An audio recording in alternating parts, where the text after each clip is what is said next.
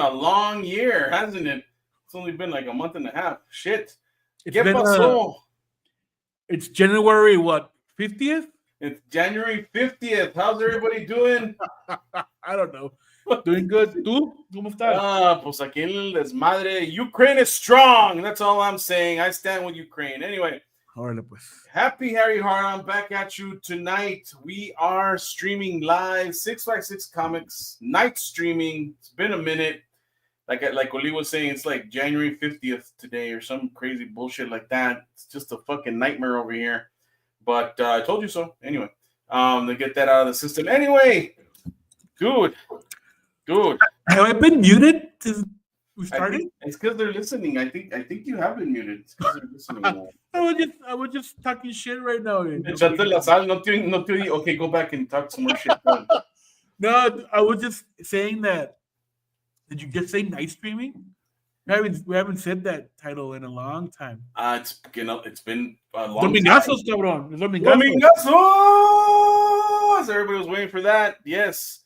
Domingazos is back, at least for tonight or until the feds show up at my doorstep. I don't know which one's going to happen first, but we'll see. Oh, what was that? Oh, ¿qué pasó? Someone's knocking at the door. Get my pistol. Let's go see who's at the door. Anyway, yeah, man, it's insane. It's just insanity over here. The fucking further destruction of the United States mirrors the further destruction of the comic book industry. It's just downhill from here, man. It's like from Guatemala to Guatapeor. Hijo su pinche madre, qué feo. I haven't been paying attention to any of that. That's good. No, that's good. Honestly, even Diamond. I mean, I've seen that you've been sharing a lot of links, articles and all that, but I haven't read anything. Dude, Diamond is in dire straits, dude. Like, they got a month to pull their asses out of the fire, but honestly, I don't think they're gonna do it.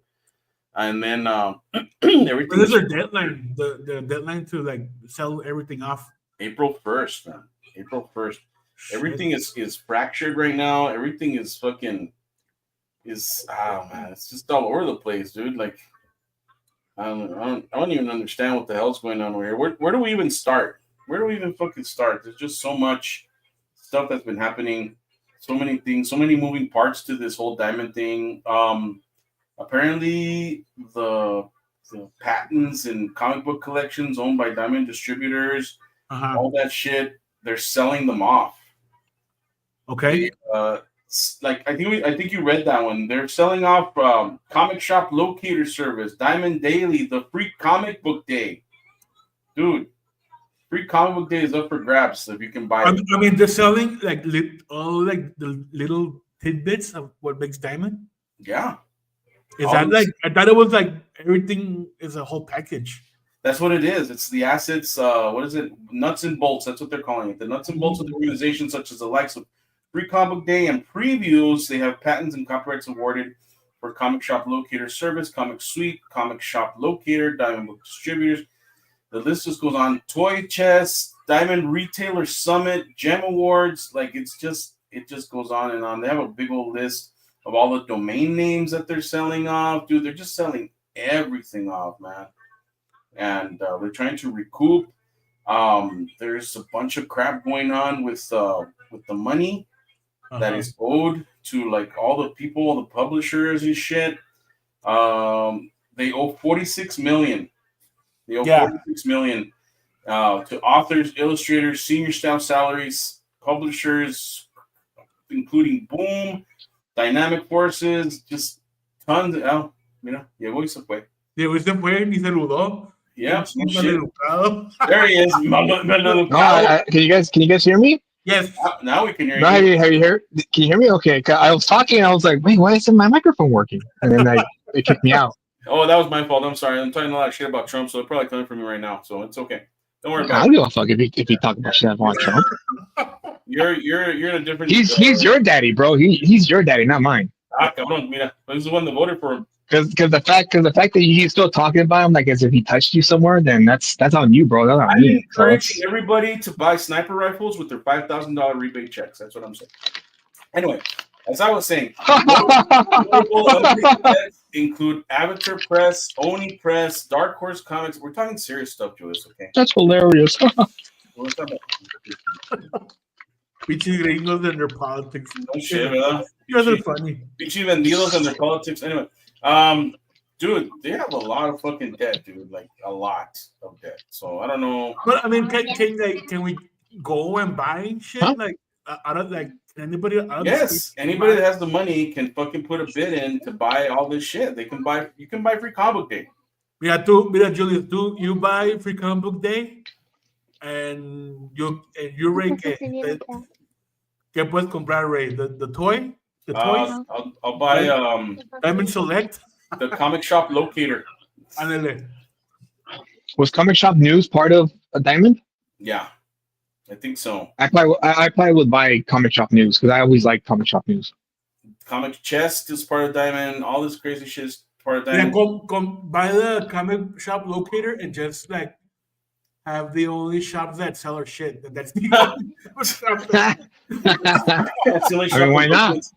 Why not? No, la más pesada de todos, like of all the shit that's going on, and this is what I'm saying, like they're not gonna be able to recruit, man. Like everything is fracturing, everyone's going their own way. Hey. Diamond is fucking les está cobrando on all the fucking comic stores. Like millions and millions of dollars. I don't know if you got that article that I sent you. It was like a few days ago. Diamond Comic Distributor seeks payments from comic stores amid bankruptcy proceedings. 22 million in debts owed to Diamond, with 11 million overdue and 6 million seen as irrecoverable. Is that a word? I don't know. Retailers report surprise demands for payments on invoices they can't verify. Long-time flexibility ends as Diamond seeks to recover debts from the struggling comic stores. It's fucking insane, dude. What? Like, damn. So they had a from what I heard, they had a real like a way for comic book retailers to not fucking lose a lot of money. They have kind of like a credit line or some shit like that. So you could order your books on credit. Yeah, start your comic book at the pawn shop. No shit, bro. Every pew purchase. Chingao. So they had a way to como te los fiaban, right? Yeah. Like they give you the books so you can make money off them, and then once you made your money, you pay them back. That's what they had. Maybe you can buy some Diamond stuff.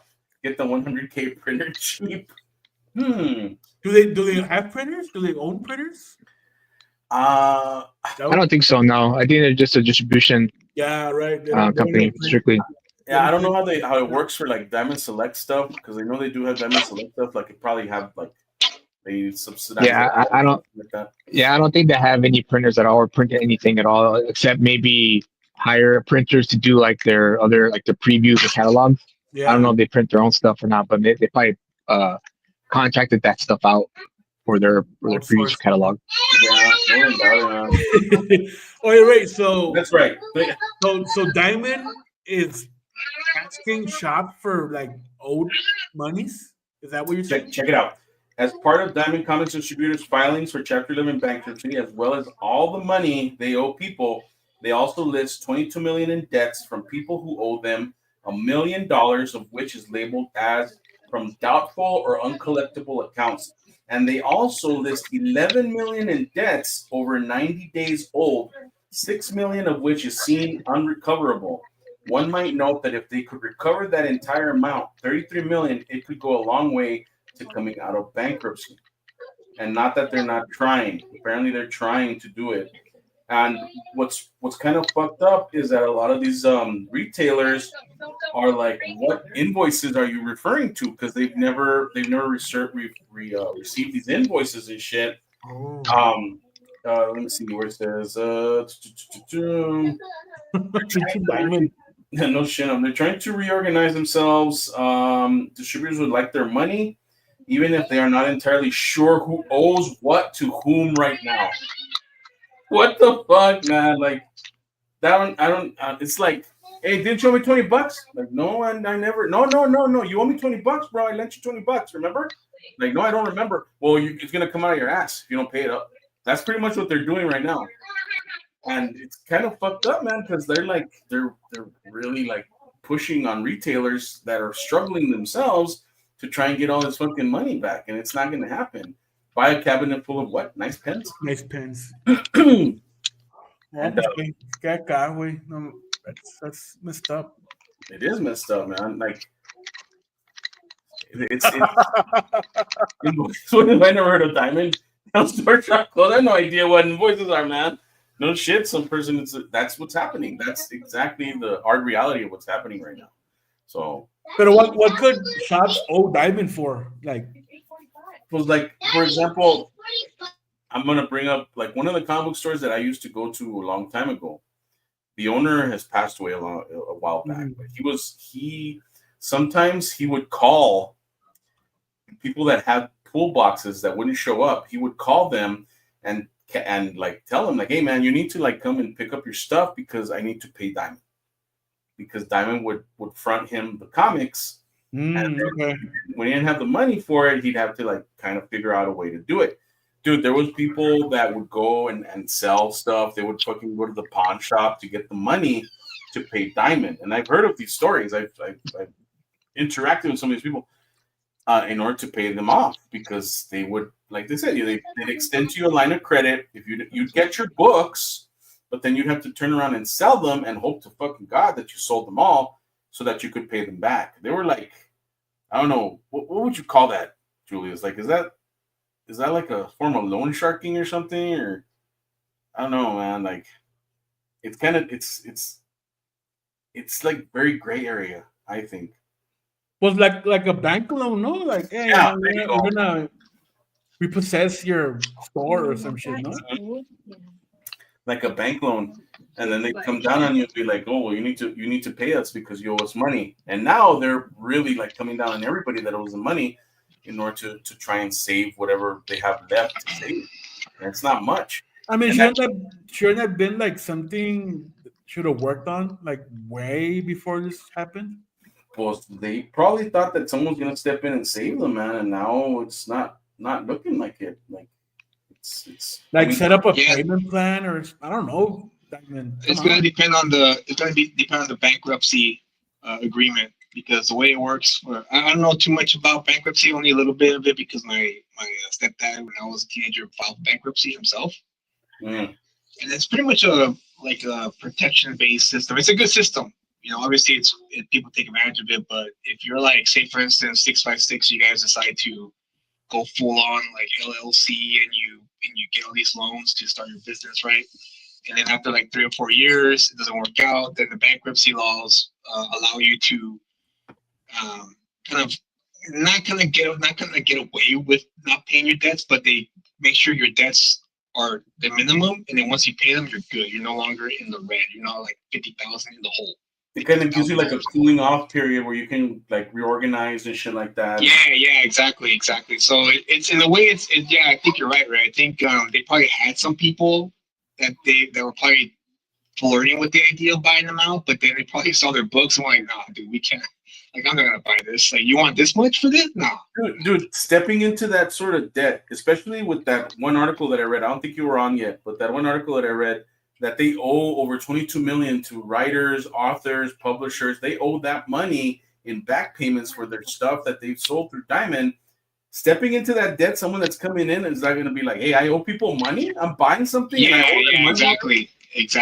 Yeah, and that's probably what turned off a lot of potential buyers. Were like, well, I'm not going to go right off the bat, pay off this old debt, and like have to wait 3 or 4 years before I get profit. Honestly, man, I think it's dead, dude. It should just die. I remember the 2008 crash. That George W. Bush did the bailout money for Wall Street. Yeah. Well, Ron Paul actually had the best approach, or the best perspective on that, which was, he said he was against the bailouts, obviously, and he's like, we should let these companies die. Let's let them die, because it's gonna hurt. Because obviously the reason why their bailout happens because it's going to be another crash, like the Great Depression, right? So that's why you had to quote unquote bail them out. But his take was, let them fail, let them crash and burn, let them file for bankruptcy, because they're in their right to do that, and then let the smaller companies that are starting out to flourish and let them take their place. They're going to have better practices, better business approaches, that kind of thing. So I think at this point, yeah, dude, just let Diamond die. Just put him down. Put him old Yeller. Yeah. Oh, you got to do the old Yeller. Yeah, man, put down old Yeller, dude, and let it die. It had its moment in the sun. You know, it competed against was it 2 or 3 more distribution companies during the 80s, and then they finally won it out. And they had a good run, dude. They had a nice 20-year run on top, but with no competition. And now that we're here, I think it's safe to say that they grew to a certain point that you could no longer manage it because the money was just. I think it was just straight up mismanagement, and also COVID really did. I think COVID did a number on it because they technically violated their agreement with Marvel and DC Comics by not delivering books every time to get their books in. That's one that's a big one right there, man. That's a big one. That was a huge one. That was it, dude. That was the nail. I was like, oh well, you guys didn't give us, you guys didn't sell our books. Okay, well technically you guys breached the contract, and now we're gonna take off. And so it was like I guess for Marvel and DC, that was a blessing in disguise, right? But for Diamond, it was like crap. There goes our meal ticket. Yeah, they jumped ship and they're like, all right, we're out. Laters. They went with Lunar. They went with Random House. Whatever it is that they're doing. Apparently, they even owe Lunar money. Oh, really? Yeah. Whoa! How did that happen? Where's the article? I was reading it a little while ago. Shit. Hold on. Well, whatever the case, I see it as a good thing because, people, the doomsayers saying, "Oh, this is it. This is the end," but in reality, it's not. Because I went to my shop on Wednesday and they had a bunch of boxes from Penguin and Random House there already, ready for them to put out into the shop, into the wall. Simone, I went to Asylum on Wednesday. Mm-hmm. They're business as usual, man. They're not suffering anything. The only ones who are going to suffer, which we already see, are small press publishers. Yeah. Those are the ones who are going to take the biggest hit because, like, for instance, Rome Eternal 3 was supposed to come out last week, and they postponed it because I'm pretty sure they're working on the transition from Diamond to, I'm assuming, Lunar. It's probably going to be Lunar that they're going to end up with. Right. But now I have to wait 2 more months for that book.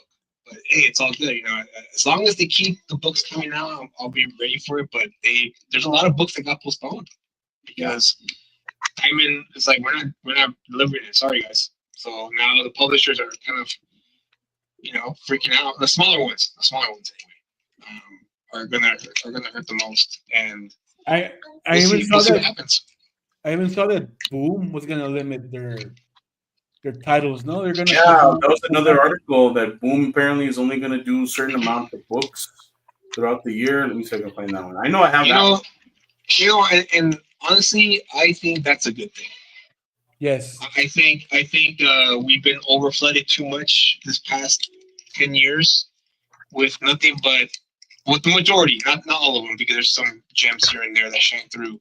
But the majority of releases of books from these publishers have been mainly garbage, in my opinion. Mm-hmm. And so I think people got too comfortable, especially people who got jobs working for like these smaller studios like Boom or Dark Horse or whatever. Getting hired because someone who's working there. They're not really talented, not really skilled. They're not really business minded. They don't want to do fan service. They're all these little college graduated Ivy Leaguers that just view people like us, like low totem pole readers. And that's what hurt the industry, because the comic book industry has been mainly an outlet for blue collar workers, people who just like, man, I just had a 10-hour shift. I worked my ass off. I just want to relax and open up a nice comic book, right? Just to have some escapism here and there. And we've had nothing but virtual signaling stories for the past 20 years, which again, I'm not opposed to virtual signaling stories. But when you have so much of that, it's kind of like, I can't just see Wolverine just go through enter a room and just slice the fuck out of everyone there, for once, like just once. Like no, wagging the finger at me for not thinking things about that are important in the world. All right. Sorry. In the rent. No, I did find that the boom thing. Apparently, that Comics Pro thing that happened this past weekend or last weekend or some shit. That's where they announced that they were going to cut down on books and stuff. I didn't even know that Comics Pro thing was happening. That was just news to me, and everybody like showed up. Everybody supposedly in the industry showed up to fucking Comics Pro is like a retailer con. Yeah, right? yeah, it's a retailer con. Yeah. So I was like, okay, whatever, man. But yeah. Oh, now they come out. Now they come out for this one. Yeah, now they come out for this one. And Diamond wasn't there, of course. They were like, "Where's Diamond?" Oh yeah, Diamond wasn't there. No, they're done, dude. They're done. I think they're done. I there was someone else. I forgot who it was that was supposed to step in and like buy Diamond, but I can't remember the name of it. And it was a well-known company too. I got to do like the research and stuff. But you bring up a really good topic, and that's the fact of like less books for people to focus on. And of course, I fall back to fucking Liefeld because Liefeld talks about this shit, and he's on the money sometimes about it. And he said that the reason that Marvel is suffering the way that it is because they have too many fucking books. Nobody knows what the fuck is going on. And when you go to Barnes and Noble to get the trades, there's like shit tons of them. Like you don't know where to start. And he was saying that what they should do is scale back. Scale back, have the core books, cancel a shit ton of titles that aren't doing well, and have the core books of each family of characters. So the Spider-Man, have maybe 2 books from Spider-Man, 2 books from the Avengers, 2 books of the X-Men, and they make it manageable so that when they do collect them into trades, you can go to Barnes and know exactly what the fuck is going on. Oh, these are the new ones, kind of like the Humanoids thing that they do. They fucking wait 6 months and then they release some volumes of the stuff that they've been working on, and it's fresh and it's new and it's all collected and stuff. What indie publishers are doing, what should be doing. And he was talking about that. And he was talking about how the Kirkman took the approach to the Energon universe and did exactly that. He kept it to 1 book and only a limited series, and that was it. Nothing else was coming out except for this last G.I. Joe book that came out. He had like apparently 19 variant covers, but he wasn't doing variant covers either. He was doing 1 book with maybe 2 or 3 variant covers, and that was it. And that was the sole book that was focused. He did the Duke run, he did the Baroness, he did the Destro one, and there you go, man. Like it's manageable. Marvel could benefit from good writing too. Yeah, well, shit. That's a whole other fucking stream right there. Well, that's part of it too. It's the thing, man. That's the thing. They're safe. DC, Marvel, Dark Horse, Image, they're safe, dude. They're gonna be doing books. It doesn't matter. All of us schlubs, we gotta fucking work it. We gotta do the legwork in order to survive if we want to survive. We want to. Well, see, that's where I'm not too much of a doomsayer there because I had this conversation years ago with my brother-in-law, and I always go back to it because I thought he hit it right on the head. He said, "We live in the age today where it's impossible." What's up, Sid Comments? What's up, Zaid? Say. Yeah, it's nearly impossible to fail in this day and age, and the reason for that is because we have social media, we have YouTube, and we have global comics like web comics, and we also have print on demand, choices now, where you can sign up for a print on demand service with Amazon or maybe other companies that specialize in that kind of thing, and you just have to put in the legwork. And honestly, it's not that much legwork either. It's just a matter of putting yourself out there, knowing your product, and knowing what you're selling and who to sell it to. That's the kind of struggles that are the struggles of the indie creator, is that we're so focused on the creative part of it, which is obviously important. We should, but we always tend to forget that there's a business side to this thing. There's logistics. There's how many should I sell, or what kind of print run should I do? Those are the kind of obstacles that we face.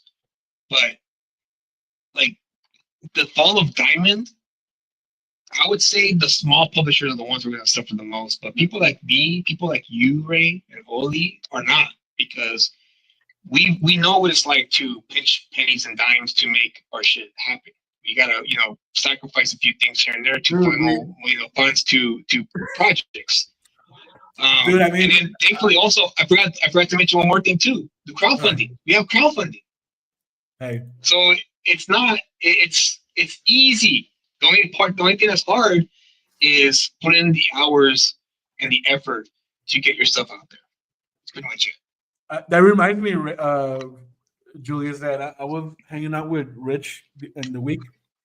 We were talking about, like, I don't know how we got to this subject, but I was telling him, like, dude, we went to fucking Ape Expo with like $20 in our pocket. Remember that? I mean, yeah, we we know how this shit is, man. We survived like worse.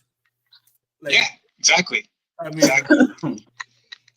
I think what's gonna happen is the influx of I guess if you want to call them professionals or whatever you want to fucking call them, like the people that work like for Marvel, DC, the influx of them is coming stronger now. It's gonna happen more now because these fucking people are not getting paid through Diamond with their own and shit. Publishers are losing money. Yeah. And there's gonna be a big influx of this, even more so now. Some person says the first distributor that signed up indie comic creators while letting them keep their IP will replenish the comic industry. Who, Image? Reestablishing thinner racks in gas stations and drugstores as long as they don't fuck up, of course. Yeah, but who goes into gas stations now? Everybody pays at the pump. Nobody really goes in anymore and shops. Yeah, that's true. Like, that's true, yeah. Freddie Nez, what? It's a recap episode. It's a recap episode. So, it and that's another thing too, man. Like, what is it? I can't believe my eyes. It's a rerun. Yeah, it's a clip show, guys. It's a clip show. There you go. How can I put it, man? Like, the days of us reading comics at the fucking corner store are done. The days of us going and fucking like, oh my god, fucking comics, because once again, it comes back to the disposable media, the stuff that's available to kids now that are coming up when we were coming up.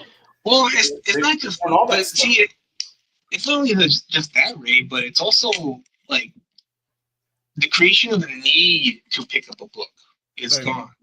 That part is gone. And like, what's the big talk today, right? The talk today is manga outselling American comics. Mm-hmm. And I look at the examples that some of these, manga fans use, and the examples they use, like, dude, this is the stuff we used to read when we were kids. Right. Like, it's no different. So, because people always like, why? How is this possible? And well, it's because manga, they like you said earlier, right, about how focused they are. They know what sells, and they keep doing it.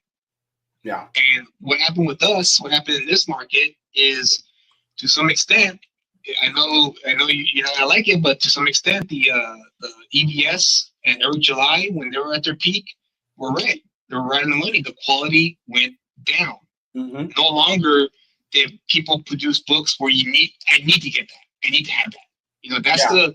That was the mentality that the comic book publishers back in the day used to have. We're in the business of creating the need to pick up our books.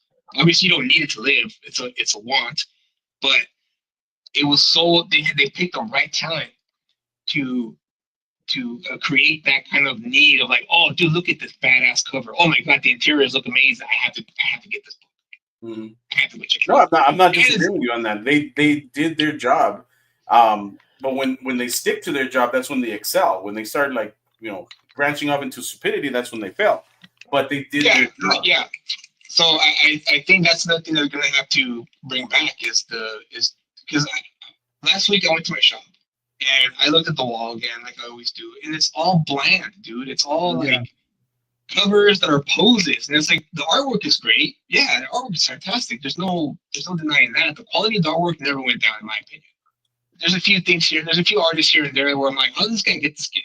Like, why was he hired for this X-Men book when this guy obviously is not ready for an X-Men book? But I think those are sprinkled throughout. But for the most part, the artwork's still great. It's not dynamic. It's not eye-popping. It's not hooking me to want to read it. with few exceptions now, like New Gods, the latest New Gods that been coming out. That looks amazing. But wasn't it's it? gotta Wasn't be it that like you're touching on a very important point, and that's the whole. The covers are misleading now because that's not the same artwork that you get inside the book, and that kind of turns a lot of people off. And wasn't it Ryan Otley like that quote that he put on Twitter a few days ago? I don't know what the fuck. Let me see if I can find it real quick. No. But he was saying something about the what is it, the 3Cs? 3Cs, conventions, commissions, and covers. There you go. Yes. Okay, I found Yeah. it. Many are falling into doing the 3Cs: covers, conventions, and commissions. It's a fine idea, but it isn't comics. Comics are the comic, the property, the book. It is the hardest part. It does lock you down and take most of your time, but if you have a great book with a great writer, it could be your retirement that keeps on paying you. Unlike the hustle of the 3Cs, you can't live off past covers, commissions, and conventions you've done. And that's the thing, man. Right now, they're just hustling covers. Everyone's fucking hustling covers. Nobody fucking gives a shit about what's inside the book. I bought the Batman #4, man, and I was so fucking misled on that shit too. Did you get it? Which Batman? Absolute Batman? Absolute Batman #4. Did you get it? No, I didn't get it. No. Okay, good. You didn't get it. What's his face? Nick Dragata did not draw the insides, the interiors. On issue 4, bro. On issue 4. Yeah. It's like, what the fuck happened there? And he's back for issue 5. And mind you, the cover. Look, man, I'll tell you this. His I was dissecting the book. I was looking at it, and he is a decent penciler. He gets the job done, but none of it is memorable. None of it fucking like he gets the story going and it moves and it gets to where it's supposed to go, but none of it is memorable. And the covers are the same way. I was looking at the covers. I'm like, this is nothing. Like these covers are nothing. They're not. They're just poses, right? They're not stories. Yeah, they're just there. Might as well start buying trading cards, guys, because those are that's exactly it. I picked that up and I was looking at it, and then issue 5 comes out, and I don't know if you picked up issue 5 or not, but I did. And once again, dude, the cover's just like, what is this? What am I looking at? Why am I looking at this like this? It's just like they took an interior panel and blew it up and made a cover out of it. So, Absolute Batman, a book about an alcoholic Batman. He drinks a bottle of vodka and goes crime fighting. Yeah, pretty much. That's what it is right there. Dude, some person mentioned Bookies, man. Wouldn't that be a cool place? Buc-ee's? So yeah, we went to Buc-ee's. We went to what is it called? We went to Dallas that one time, but we didn't go inside. We just put gas and we left. That was it. Remember? Who's making that noise? Because it's I think I'm sorry. He's chewing gum. I'm fidgeting with something. Sorry, I didn't know I was making that much noise. You're getting me off the subject. Anyway, there's nothing fucking exciting about this anymore. You know what's exciting right now to me? And I signed up for it and I want to get it. Well, I got that right. I was just talking on my ass. Is the Batman, the fucking Jim Lee return, the Hush. Because those are going to be dynamic fucking pages, man. You know he's going to fucking deliver. You know those pages are going to be badass. But then I saw the covers. I don't know if you've seen the covers or not yet, Julius, but I expected more. I expected something that was like, holy shit. And the main cover for the Batman Hush 2, the main cover of Batman Hush 2 is Batman, like, it looks like he's flying through the air, like he's flying at the camera. It does not grab me. It doesn't do shit for me. It's nothing for me. I'm waiting for the interiors because that's where he's gonna shine. But I don't know, man. It's not what I expected. And I mean, Jim Lee is up there in age, so I wouldn't doubt if he cuts back on a lot of stuff and maybe hires artists to draw his backgrounds. Is it gonna be like Batman Strikes Back, like kind of that? Did you find it? Did you see it? Art? I'm looking. We're looking for it. I have not seen the artwork, but honestly, I wasn't a fan of the Hush series the first time around. It's Batman 158. Batman 158. So it looks exactly the same. It's Jim Lee. I mean, why would it look any different if it's Jim Lee? It just doesn't do anything for me. It's the same shit. I'm sorry, guys. It looks like you already saw this. Like you've seen it before. It's like that's the problem I have. It looks like you already saw this. And that's the thing, man. Like nothing is old. Nothing old is new. In other words, and it just does not look. Yeah. Well, I'm not too worried about it because, like I said, I'm not gonna pick it up. I didn't pick up the first one because I'm not a fan of Jeff Loeb's work anyway. So yeah, I mean, I'm not missing out. I feel like I'm not missing out on anything with the Jeff Loeb book.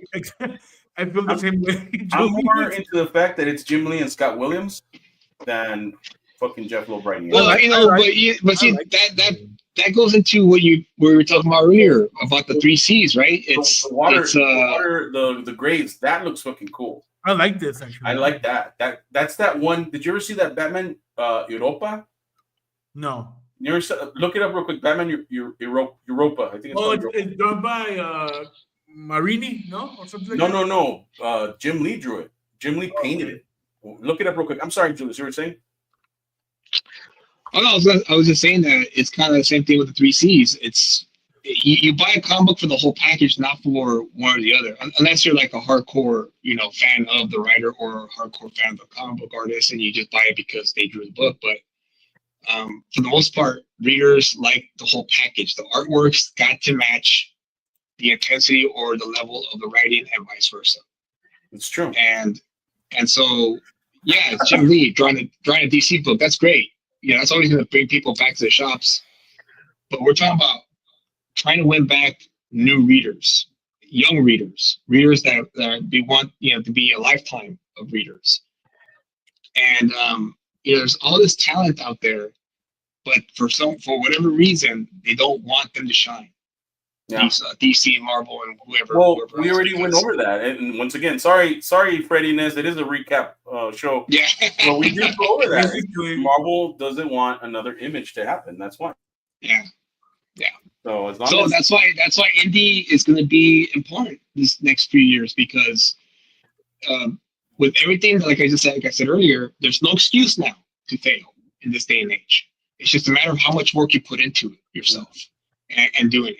Because there are avenues there. There's no more gatekeeping. I mean, in the way, it's good and bad because gatekeeping, traditionally anyway, gatekeeping is a good thing. It can be a good thing because proper, healthy gatekeeping is when, like, for instance, let's just say, for instance, all three of us are part of the big, we're on the top of the mountain, right? And then we are already getting up in age, we're kind of slowing down, and we look at the new generation coming up. Healthy gatekeeping is, damn, this guy's really good.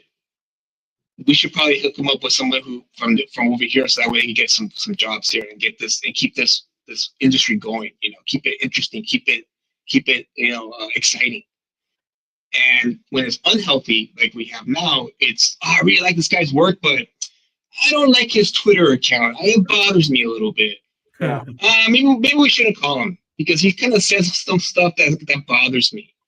And then now you're left with, well, hire this guy because he's my friend. And we went to high school. We went to school together. Even though his friend could be good, but he's not compared to like the next Jim Lee, for instance, or the next Tom McFarlane, or the next Rob Liefeld, or the next Walt Simonson, and so on and so forth. That's a whole other thing too, man. Like, they're fucking reaching back into the bag of tricks or whatever you want to call it and trying to recapture the fucking lightning that they've lost already. They're bringing back all these guys like Jim Lee, for example. They're doing Marvel versus DC again. Fucking McFarlane apparently is drawing. He's doing the Turtle books for the Page Punchers and shit. Like they're trying to like restart the whole thing. The fucking I was listening once again. Go back to fucking Liefeld. I was listening to Liefeld, and I had heard about this, but I never followed up on it. I heard about this like in 2016, and Campos is the one that told me about it, but I didn't fucking listen to him. He said that John Byrne had come back and was drawing a page a day of X-Men comics, where he stopped drawing the X-Men books in the 80s. And he was coming back to finish off those stories that he wanted to tell.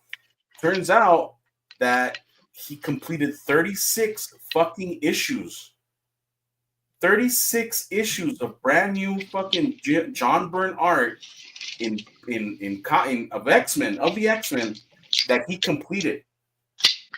And now you can go to his website and look at them for free. Like he was uploading them for free. It's called Byrne Robotics. If you look for it, it's called Byrne Robotics, and he has all the pages up there. And people were downloading them and like making like bootleg trade paperbacks out of these books. Apparently, it's John Byrne art, dude. And it's fucking gorgeous. He tells his origin of Wolverine the way that he wanted to tell it. So everyone like was like reading these every day. Marvel got wind of it. And they were trying to set up something where they could buy those pages off of him and put them out as a trade paperback. And supposedly, from what this dude was saying, they did reach an agreement, but Byrne like backed out at the last minute or something happened. But now it's back on the table. They were waiting for something. I think they were waiting for the whole stupidity with Krakoa to finish or whatever. They were waiting for that to finish, and now those Byrne books are back on the table, and Marvel's going to do something with them. So that's once again that brings back the whole nostalgia thing, the whole thing of like when the books were good, people realized it and they knew it, and they want to recapture that. So they're bringing back all these dudes to try and do that. Why? Because there's nothing new, there's nothing fresh and exciting and shit. Yeah, and also because a few things happened. One is they saw the sales numbers, and they saw that they went from like down. It's still going down. And I have a theory that for DC side anyway, I don't know about Marvel, but for DC side, I have a theory that when what's his face, James Gunn got the president of the DCEU gig. Mm-hmm. I have a theory that he had a meeting with Jim Lee and the publisher of Jim Lee's the publisher of DC Comics right now, right? He's like, that's his title. Okay.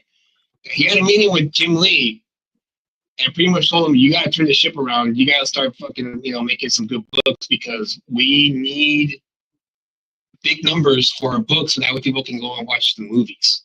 Mm-hmm. Because Kyle has been reading Jeremy Adams' Green Lantern book and also I think his Aquaman book. Yeah. I think that's what he's writing. And he told me, he's like, dude, these books are amazing. Like, you should read these books. They're freaking good. Like, they're great. I'm excited for them now. And they did sign Jeremy Adams to an exclusive deal recently. So that's an indication that perhaps that's what's going on right now. Because I've also been seeing the quality, story quality uptick from DC. Their price point is still good. It's $4 for their book instead of $5. So it's $3.99 for their books, and you get solid stories. I've been really impressed with their books as of late, and so I forgot what my point was going to be for this. I lost my train of thought there. They were saying that before with the old management, whoever was in charge of being DC editorial, not DiDio. After DiDio, I think it was a lady.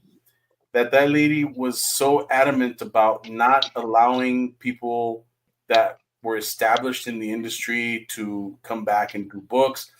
And apparently she was the one that kept shutting down because they've been trying to put together the Marvel versus DC crossover for like the last 20 years. They've been trying to put that shit together and they couldn't. And it came to a grinding halt when this lady showed up and she was, head of editorial and said, no, not on my watch. It's not happening. So it's been sitting there on the back burner for the last 10 years, dude, that they've been trying to do this. Yeah. And finally, when they got rid of her or she stepped down or whatever it was that happened, now it's back on the table also. Now they're like, let's fucking do it. Let's announce it. To me, I'm sorry, I'm going to say it. It's a cash grab. Of course it's a cash grab. It's a desperate move because books, the sales on books are going down and they know that this will be something major that people will follow and want to get into. And it'll like, put a shot in the arm of the company for a little while. But once it's over, what are you going to do then? How do you follow that up, Well, here's what I would do if I were in that meeting. And I'm pretty sure this has already been thought out of because, because when you think about it, they're doing 2 crossover books, right, for this coming year. Mm-hmm. So they're probably either working on it already. It's probably already being produced. or they're in negotiation for the people who are going to be involved to produce these crossover books. So I think what they're going to do is they're going to have these as strong lead-ins. It's a strong lead-in book. Marvel and DC crossover. Ooh, big deal, right? The readers who left are going to hear news of it, and they're going to come back to the shops to get it because it's a come on, it's a big deal. Come on, let's face it. Like the Avengers JLA crossover when George Perez and Kurt Busiek got that gig, that was a big deal, dude. Huge deal. And that brought people into the stores in droves. And I think that's going to happen here again. And I'm predicting that they're building up the small, their own books around these two events, which is why it's only two. So one for Marvel and DC, and then one for DC and Marvel. So DC will probably take the lead in one book, and then Marvel's going to take the lead in the second book. Kind of like what they do with the Spawn issues. Yeah, kind of like that. And so when the book comes out, whichever it may be, I don't know what kind of book it's going to be. I'm gonna predict that the titles that are going to be released around the same time that this big two books are going to be out, they're going to be solid books from maybe some B name, some A-list writers and artists drawing like major books. That's my guess. That way, like you said, there's a risk of they're going to come in, they're going to buy the book, and then leave and never come back. But if they come back and get that book and go, oh, wait a minute, this looks pretty cool. Well, this one looks pretty cool too. And then they're going to start picking up some issues alongside this big book. I think they're starting to understand how shit's working now. Because another example of that is the fucking Rivals game, the Marvel Rivals game. Yeah. They finally thought about it, and they're like, wait a minute, people are loving this. We should make a comic. Holy shit. And they fucking put out a comic book of the Marvel Rivals. And they're continuing that, and they're tying it in. And what's a good? I mean, we'll go to Elite. We'll defer to Elite. What is a good amount of time that a video game has of life before it probably a couple of years if they keep updating it with DLC? Yeah. It can last like probably 3 years, man. So there you go, man. That's on the money. Yeah, kind of like which game right now? Like the Dragon Ball game, the Sparking Zero. Sure, guys. That lasted for about a year until something new came on. But you gotta keep it alive with DLC with characters. Yeah, that makes sense. And I went to a comic book pop-up event a few weekends ago. Mm-hmm. And this is just a basic, but bunch of vendors and dealers in the small little hall were selling their collections or their own, stock of old books and key issues and what have you. And to my astonishment and surprise, I saw a bunch of young people there. Really? 19, 20. Oh, dude. And they were looking through the bins like crazy. They were like pulling out books. They had stacks of books. A lot of vendors had deals, right? Like there was one vendor I got a bunch of good stuff from for $1. Like he was selling his books for $1. And these books were not in backboards or all loose. But dude, he has some good stuff there, dude. Like I couldn't believe some of the things that because Kyle got there before me, and he told me, dude, like this guy's collection, he had like a bunch of the old Frank Miller, Daredevil, but he was selling for $2. I was like, really? Like, yeah, you missed him. I was like, damn it. And so, anyways, as I was looking around, kind of seeing how everything's looking, it was packed, dude. It was like busy. It wasn't like bare. It was like packed and busy. And I couldn't believe how many 19 to like maybe early 20s, mid 20 people were there, looking through bins of old books. So there's still a fan base there. They're still there, but like you said, Ray, they're not coming to buy the new stuff because the new stuff's not as good as the stuff that came out in the 80s or 70s or 90s. And I did task Kyle one time. I did tell him, hey, do me a favor. Why don't you read a modern book? And then since you've been buying a bunch of books from like the 70s, 80s, and 90s, read those books and compare the two. And you tell me which is the most exciting or the most engaging or the one that really gets you invested and involved when you read it. And so he did. He read a few of the modern books, and he read at the same time after that he read the older books. And he told me, dude, the 80s and 90s books are like from the first page, boom, you're in, you're hooked in, and you don't stop until the end. Whereas the modern one is kind of a chore to read through. And I was like, yeah. So that's another thing that's gonna have to change if they want to, get new readers in. Is they gotta find topics or subjects or something to get people, young people anyway, vested to come in and read comic books. Damn, dude. And that's the thing, man. Like, this area of the country, like where we're at right now, is lousy at that. Like, there's no want for books. Like, nobody gives a shit, and it sucks because I think in your area of the country, that's a little bit better. What does they say? League of Legends has been the world's biggest game for the last 6 years. Online multiplayer content updates and new free characters. My rivals will last forever. Oh, that's they keep updating it. It will last forever. Yeah. That's about right. And that's the thing. You got to get them hooked, man. You got to get them like wanting more. Yeah. That's big, and that's what's missing. That's what made me come back every month to the shop. Dude, right now, now, pick up a few books. An online Cryptonos Morgue is like ghost hunting game, Phasmophobia. Dude, I've seen that game. That game is fucking crazy, dude. Competing with manga and Dogman is tough to break when it comes to kids reading. Fucking Dogman, I love that movie. It made me almost cry. that animation looks pretty good. The what? The animation looks pretty good. Mm-hmm. It was fun, man. That movie, I took Ronan to go see it, and he had a really good time. And Ronan took you to see it. Yeah, Ronan took me to go see it, dude. It made me almost cry, dude. I didn't know what the hell was going on, but it was like, wow. It was about a dog man, but it really wasn't. It was about being a dad. That's what it was. Anyway, but it's true, man. Like if there's got to be more aspects to your IP now. It seems like you're gonna have something that hooks people that keeps them coming back each month, and that's the fucking hard part. That's the hard thing to do, especially if you're indie, because all your money goes into printing your book. You're not even fucking thinking about anything else. If it's possible, maybe you'll have like a figurine or something, but that's about it. But even with the figurine, it's I always like I'll admit I cringe whenever indie creators do figurines of their characters of their indie books, because like, well, where's the demand, bro? Who demanded that?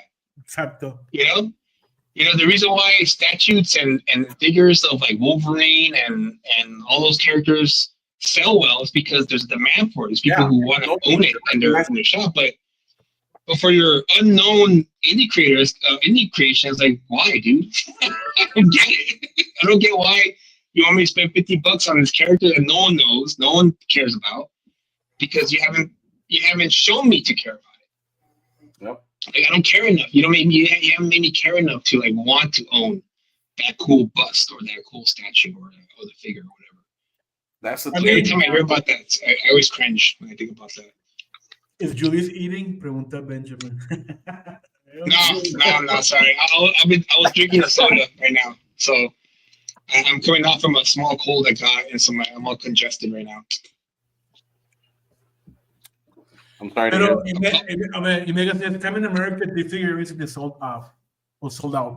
Yes, but it's go ahead, Oli, you say it. No, but how long did it take, like from issue 1 until at what point they released the figures? No, because Captain America, they played the long game, man. Those guys were like in it, like what, since 2017, 18. Well, I mean, partly that what you're saying, but the other part that I was going to say is like, what are they selling me? Fucking, what are they selling me? Like, break it down. Like, show me what the fucking figures are looking like, what the characters look like. That's something that's very what is it called? It's very familiar to manga fans. It's fucking big titty manga chicks. That's what it is, man. Like, come on. Of course, you're gonna sell that. It's like fucking feeding ice cream to fucking people in the desert. You know what, Ray? You know what? Bravo to you, because I had the same sentiment too. Well, it's true, man. It's the truth. But they're playing to that crowd way. Exactly. No, yeah. That's the golden rule, right? Yeah. And I mean, kudos to those guys, man. They know how to make it. Pues shit, man. They're catering to that demographic. And you know what else?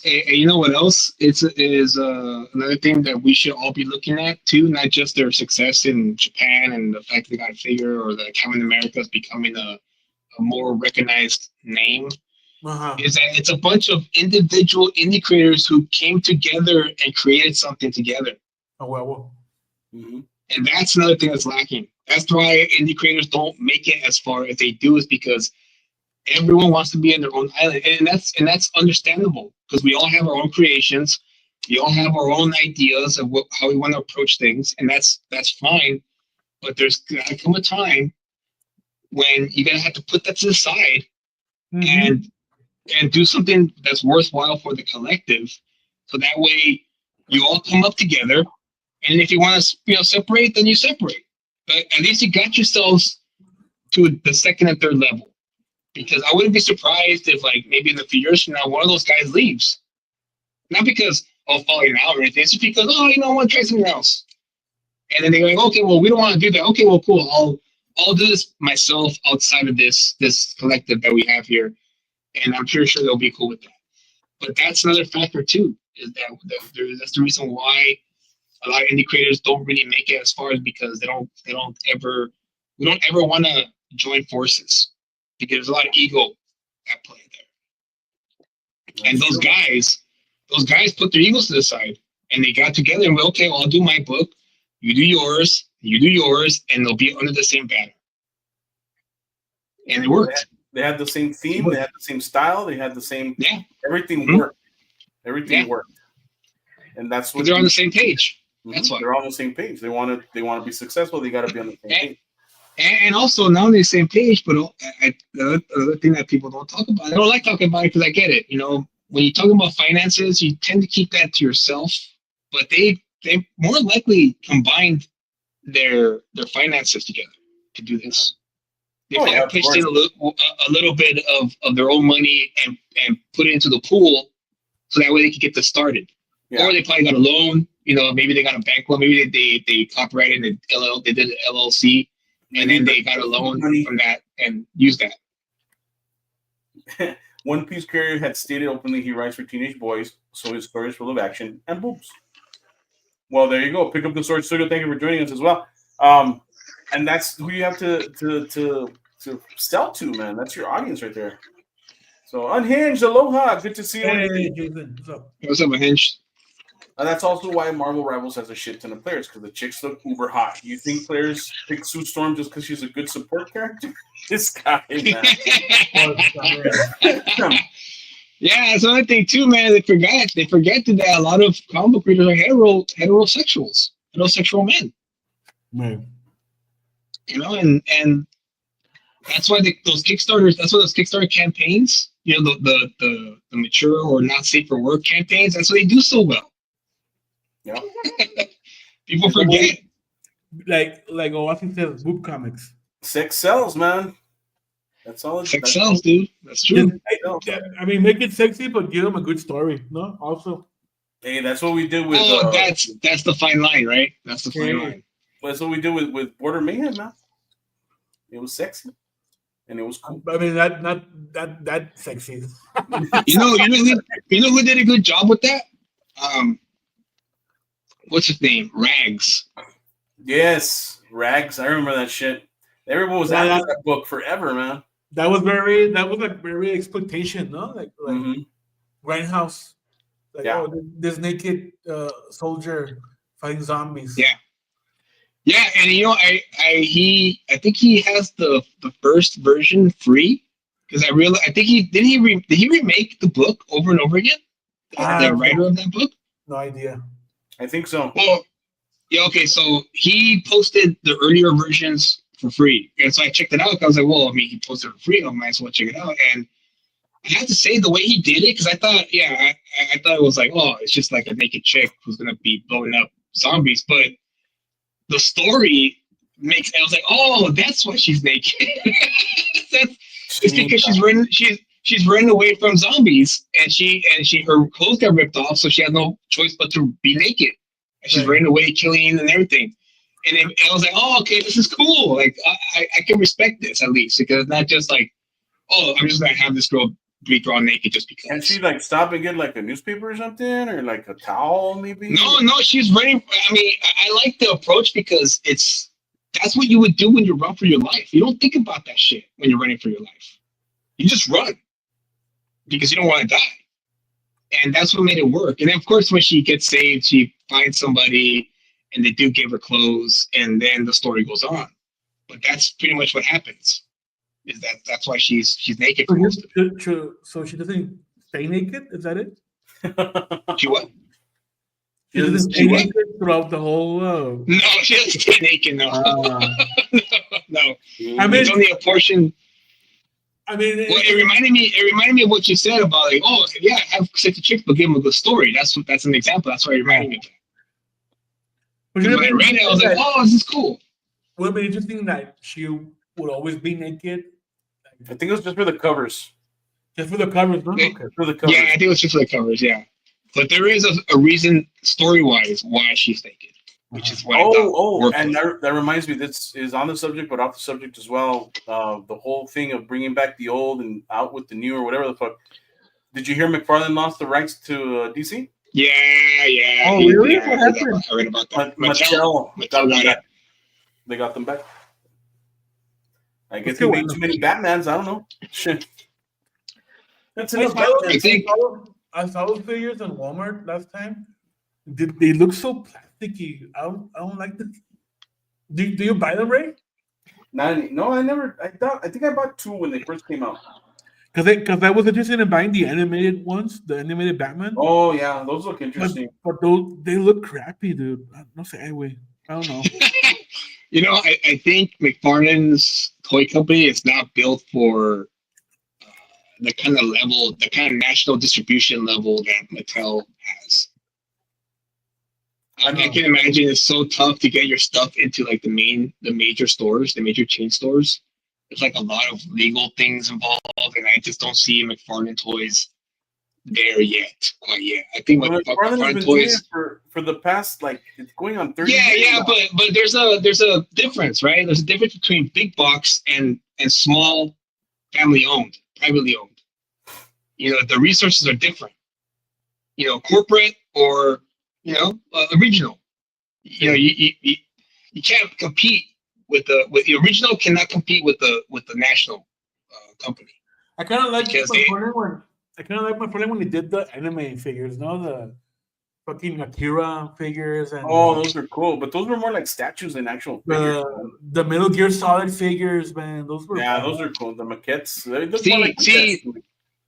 See, McFarlane, I feel is good for that kind of thing, like the smaller, every once in a while, that kind of thing.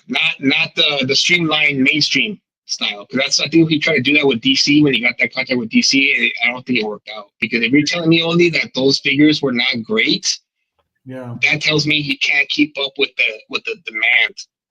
But he could do it like quarterly, like when he releases a new toy or a new action figure every other quarter or whatever. I mean, Ray is a toy expert, so it's give him the. What I think is kind of jacked up is that they announced it before Toy Fair. Toy Fair was this weekend, and like they fucking Mattel came out swinging, man. They're like, "Yeah, we got it back, bitches. Fuck you, McFarlane, whatever." Fuck Todd McFarlane. Yeah, they didn't even get like McFarlane a chance. He's gonna finish off the year, and then in 2026, that's when Mattel's gonna come back and stuff. He's like, "Yeah, fuck this McFart face." McFartland. McFart face. We get the rights back. Man. Supposedly they're pushing really hard, and I don't know if this is a good idea, but they're pushing for him to get the Marvel Legends rights. Oh. So I mean, I don't know, man. He's from what I hear, he can hold a grudge, and apparently he still holds a grudge against Marvel. Hey, That's what fuels him. No, that's what motivates him. Grudges. So pretty much. yeah. And I'm pretty sure he's not. And I'm pretty sure he's not a fan of Disney. So I just can't imagine him going for that. If like to push him. That's true. That's true. He doesn't like Disney, from what I've heard. So yeah, and so I don't think he would want to be part of that at all. I think he just stick to what he knows, which is just do the smaller stuff because that's where you shine. Well, like I said, he's doing the turtles. He's doing the turtle page punchers. Yeah, that's the stuff he should do. What else was he doing? He was doing something else. Oh, fuck! I forgot what it was. But he was doing something else also with page punchers. You know what he should do? He should do indie stuff. That would be like cool. So he should do Hellboy. He should do he's doing Turtles, so that's great. Maybe even like I can't even think of another indie. Mortal Kombat. That's what he's doing. There you go. Turtles Mortal Kombat. Okay. He's doing more Mortal Kombat. Ooh, nice. Well, nice. I don't know, man. It's just this is a recap of what you've missed in the past 3 months, guys, because we haven't been around. We've been working. Did you see the new Turtles that they're going to release? No, what was it? Oh, they're doing the Stan Sakai line of Turtles. What? Really? Yeah, it's badass. Did you see the freaking toys from what is it called? They have the Day of the Dead toys. They have the fucking Crow. Oh, Crow looks badass, dude. The Day of the Dead ones. They have fucking Dr. Tongue. All of them, man. Like, they look fucking cool. They were prototypes still. They weren't painted, but shit, dude. A Captain Rhodes figures to kick ass with your GI Joes. Shit, yeah, I want that.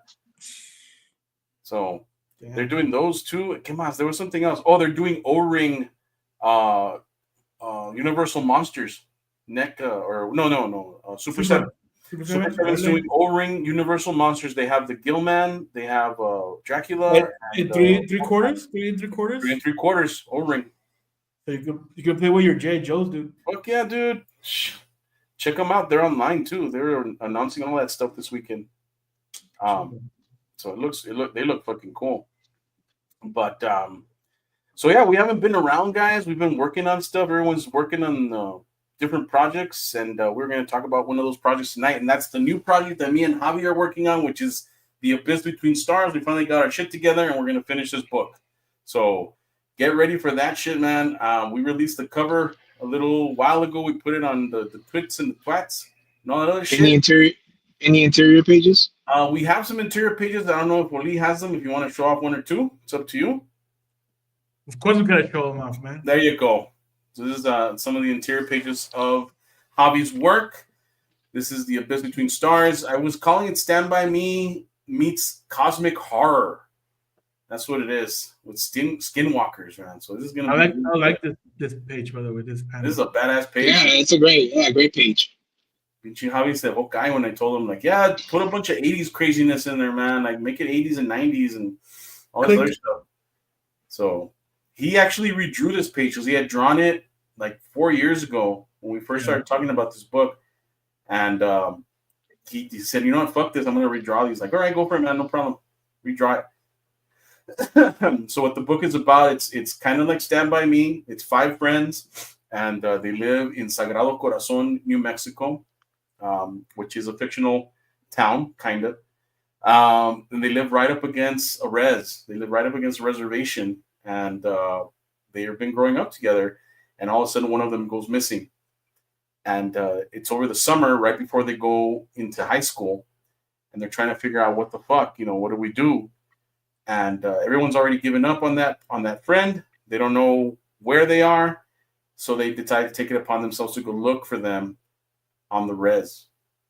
So that's where the story begins right there. And it's like I said, it's kind of like a coming of age story. It's Stand By Me meets Cthulhu, man, meets Lovecraft. So it should be good, hopefully, if you guys like it.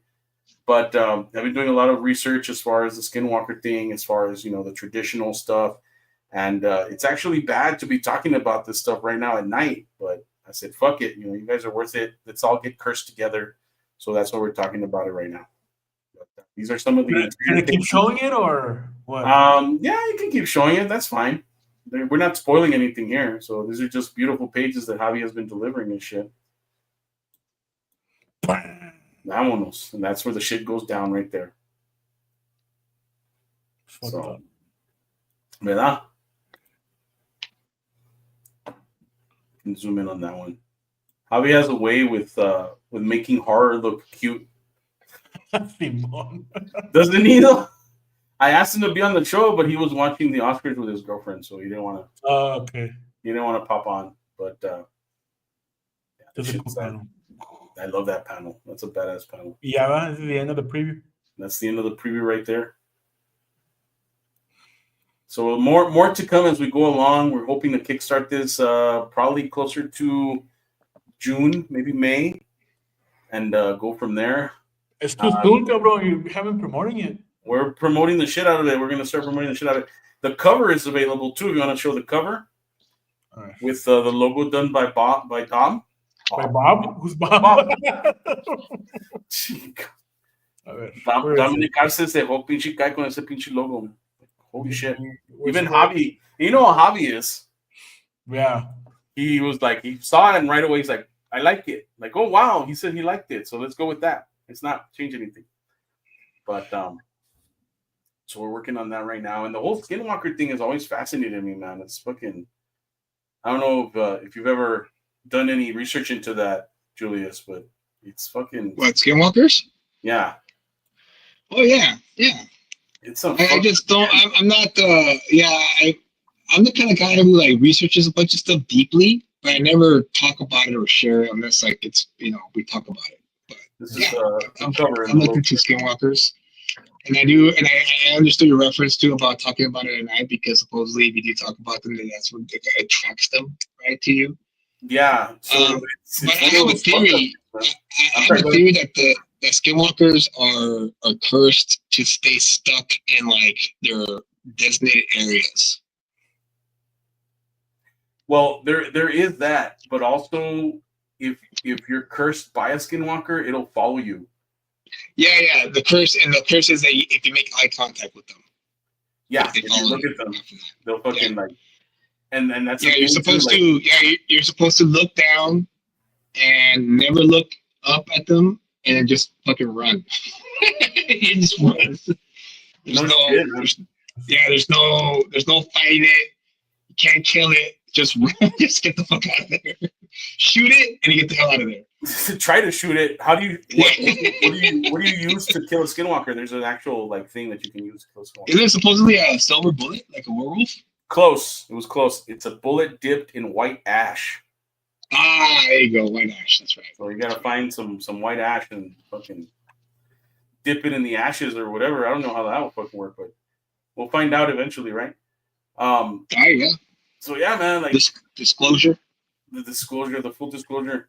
It's just madness, dude, when it comes to talking about this stuff, because you're not supposed to talk about this stuff. And that's the thing too, like that's something that I wanted to touch on as far as a story, because a lot of people that I kind of shared the story with are very, what's the word?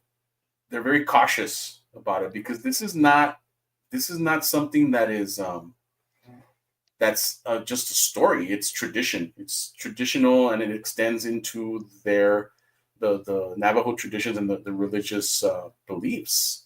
So you can't just fuck around with this shit and be like, yeah, whatever. I'm writing a story about Skinwalkers, haha, and it's all fucked up. So you have to. Have you ever read comics that deal with Skinwalkers? Like, I've seen a lot lately. Me too. If they treat the subject well, or is it just the ones that I read, which was the Hulk with Nick Klein. Yeah. It was crappy as shit. Really? Yeah. I mean, not for Nick Klein, because Nick Klein is the artist, but the writer, I don't know who the writer is, but the writer just, I don't know what it is with these writers these days, man. They just don't know how to make things compelling, because the Skinwalker idea is compelling in itself, right? It's like, wow, that's pretty crazy. That's fucking, yeah. What's the description of most of them? It's a tall, thin, like deathly thin werewolf or dog that walks on its hind legs. That's the description of it. They always have So like that alone, canid features or some shit like that. So yeah. So that alone is like, whoa, that's an image right there. Like, how can you like mess that up, right?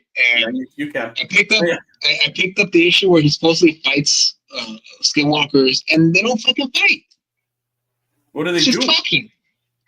It's just talking. The whole issue was just them talking. I was like, what the hell is this, dude? I was expecting the Hulk to like rip apart a few skinwalkers. What the hell? But is it trash talking? Like, I'm gonna kick your ass, or No. What I mean by talking is that the issue was just full of talking heads. But Hulk talking or other people talking? Yeah, Bruce Banner, inside Hulk. I guess it's like the latest story arc was, I guess they went kind of like the occult route involving Bruce Banner, which was interesting. But when I read the issue, expecting a fight between him and Skinwalkers, they only had like a few pages where he shows up there, but they don't fight. Isn't that stuck, dude? That you're waiting a whole fucking month, and you're just talking, dude. That's the major problem today. I mean, that's another thing that Kyle told me when I told him to compare and contrast. Yeah, that's the one thing he did tell me. Like, dude, the biggest takeaway was that in the 80s they had talking heads, but it led to an action sequence. A fight. It led to a fight, exactamente. Something. That doesn't have to be like a fist fight. It's just like an action sequence. Guys, you're not doing TV, man. You don't have a budget problem. Yeah, because they know TV. Oh man, we have to do like exposition. Yeah, we don't have money, and we're building up to the final, the season finale or whatever. Fucking Walking Dead. I'm looking at you. Oh shit! Pero, and that's like a weekly show, no? Because fuck, that's a shit show. I hope they pick up like it picks up like goes great. No, next episode, but you have to wait for a month to see if it gets better way or might get worse. That's it doesn't. It usually doesn't. Oh my God. That's the problem with monthly. I think monthly books is that you're just padding it out way. Yeah, that's the issue. It's yeah. A lot of the books that I picked up, they start off strong and then they fucking just suck out. Like the fucking they kind of fizzle out, don't they? Yeah. Absolute Batman, dude. What happened, man? Like it was so like there was so much potential in that, and I don't know what the fuck just happened. That's how I felt about the Predator versus Wolverine. Yeah, I remember you talking about that one. Yeah, started strong, but then it fizzled out. And that's another thing that Kyle mentioned that was kind of glaring was that he said, I feel like in the 80s and 90s, it reads like the writer try to condense everything into 28 pages, but they made it work because, they're obviously talented and skilled, so they were able to make it flow nicely. And so you had a story A and a story B, and sometimes a story C. Right. If you're good enough to do that. And he told me that with the modern books, it feels like story A, but it's stretched out. Right. So it's a you have the condensed version, the 899, which is true because that's how it felt like that's how it feels like when I read old books. It's like, oh, like, wow, dude, there's a whole bunch of stuff going on here, like in 2 pages. Holy crap! Yeah. And a new one is just, 2 people talking in a science laboratory, and they walk through the laboratory, and then like they say something ominous, like, "Whoa, it's about to begin," and then you start the story, and it's more talking. Just talking. Take the Kryptonos for example. We publish that bi-monthly way, every 2 months. But I feel that the reader got like their money's worth. Yeah, because there was exposition, there was explanation, there was dialogue, but you had action, you had monsters fighting. So that's in every issue. I think we delivered. Yeah. What do you think, Ray? Oh yeah, definitely. That's the thing. Like, and to this day, still, the book hasn't been in print since last year, but people are still emailing. People are still writing to us, asking when the book is going to come out, when the next issues come out. Because when we ended it, issue 5 had been solicited, and people were waiting for it. People wanted that book, and because circumstances beyond our control, we weren't able to finish the run. But now people are like, well, what the hell? Fans, I'm going to say, fans are like, what the hell? When's the next book? When is it coming out? And I direct them to like Global Comics and everything, but once again, they want the physical copy. They want that book. There was this one cat that recently like wrote to us, and he was talking about how he found the books and he started searching for them on eBay. He found out that it had been part of a Kickstarter or an Indiegogo, and he was very like sad because he couldn't get the full book, and he had already like searched everything. He bought them off of eBay. He bought them off of everywhere. And he managed to get in contact with us. And I reached out to him. He wanted the Man Dog book. He wanted that one really badly. So I reached out to him, and we finally were able to connect, and I got him that book. I sent it to him along with some other stuff that he was probably like really excited to have. But we're still getting people like that. And that's something that's very rare nowadays. People that want a specific book from the publishers. There's tons of Marvel books that come out, but I can't think of one that I want right now, and that's really fucking sad. Like even DC, like there's tons of DC books that come out, and I can't think of one that I really want to read or that I really want to have. That Absolute Batman was one of them, but now it's just fizzled out, and I'm probably stopped collecting that one.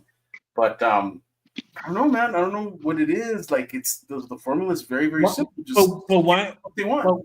But why did it fizzle out, man? Why is the reason? Why don't they have like editors or people like, hey, man, all killer, no filler, man? Deliver. Yeah, I think what you're dealing with, I don't know, I'm guessing here. Once again, back in the day, you had editors who used to be writers that became editors. So you had Lynn Wein, right, who was a writer at first, but then he became an editor. Mm-hmm. And I think Mark Grunwald at the time did both. He wrote and edited. And so I think what's going on now is that you have a bunch of youngsters who are editors, and they're trying to tell these writers who are older than them what to do, and they don't know how to do that. If that makes sense. Yeah. Well, if I was a 25-year-old kid who got an editor gig at Marvel, and I had to tell someone like Scott Snyder, who's considered to be a superstar, right? And today's age, right? Today's time. To tell them, hey, this is not working out. I mean, how do you do that, right? Like, how does that make you? Telling this guy who knows what he's doing what to do. And on top of that, I think he has a bunch of yes men too. I think there's people who would just say, yeah, that's great, yes, that's great. When in reality, also the fact that he's had hit before, he probably thinks like, I can fucking throw shit against the wall and everything will stick and people will love it and shit. And it doesn't work like that, man. Like, there's the new book that came out, the new Batman that came out, the issue 5, the last one that I got of the Absolute Batman. I don't know what the fuck is going on, dude. But okay, so correct me if I'm wrong, Julius, but there's rules to comics, right? Yeah. Like if you want to make a page, there's fucking rules to it, right? Yeah, absolutely. Okay, so I don't know what happened here, and it like boggles my mind because I opened it up and I'm opening it right now, so maybe I can show it to you. I don't know. We'll see if my computer is working, my camera's working. On the third page, 1, 2, 3. Okay, now 4. On the fourth page, what is the basic makeup of one page? How many panels can you have on one page before everything goes to shit? On page 1? On one page. How many panels can you have on one page in a comic book before everything goes to shit? Wait, when you mean by everything goes to shit, you mean like the climax of the story, or like when things just go disarray? Is that what you mean? Well, yes, and also like the page just looks like trash. I would say more than 6 panels. 6 panels. You, Julius? Yeah, I would say 6 panels too. 6 panels, right? Yeah. Let me count them for you. 1, 2, 3, 4, 5, 6, 7, 8, 9, 10, 11, 12, 13. There's 14 fucking panels on Oh, this. mames. What the hell? Show it. Well, I mean, that's not uncommon, because you look at a Frank Miller page or sometimes even a Jim Lee. Like I posted that one X-Men issue he did, and there's 12 panels in a page that I posted, and that was fine. All right. Yeah. So I'll give you that. But Oh. if you do it once, shame on me for catching it. If you do it twice, shame on you for trying to pull it up on me twice. Dude, he does it about 7 times in this book where there's shit tons of panels on one page. And this brings me back to something I was going to say earlier. But in that interview where Kirkman is being interviewed from Liefeld, by Liefeld, Kirkman said something very, very, very interesting and very true. If you want people to be excited about a comic book, make every page exciting. On top of that, if you want that artist to be a happy artist, make him draw a page that he can sell. Exacto. Yeah. These pages are not sellable, dude. They suck. I'm sorry. And hold on. Let me. When you say sell, you're talking about like selling at a convention? Yeah, like selling a private sale. Original art. Let me see if I can find it online so you can see. What issue is it, Ray? It's issue 5. Issue 5 of Absolute Batman. Yeah. Let me find it. I'm looking for it too. Okay. Damn. Did you find it? Well, I had to get it from The High Seas? the high seas. I don't know. We can show everything, but damn. Show that one page, dude. Please. I mean, it's not horrible way. But no, hold on. Which page is it? Page 4 of issue 5. All right. Déjamelo. Hold on. And Dragota's art, dude, like, why am I going to use a microscope to look at your art, bro? Okay? Like, you draw well. You draw well, but why am I going to do that? Why am I going to strain my eyes to see what the fuck you're trying to draw in a tiny little panel because you're trying to fill up the whole page with panels? Now, in this situation, however, was it your choice to draw it this way, or was it Snyder dictating to you what to draw? That's what boggles my fucking mind right there. Look at this panel. Look at this page.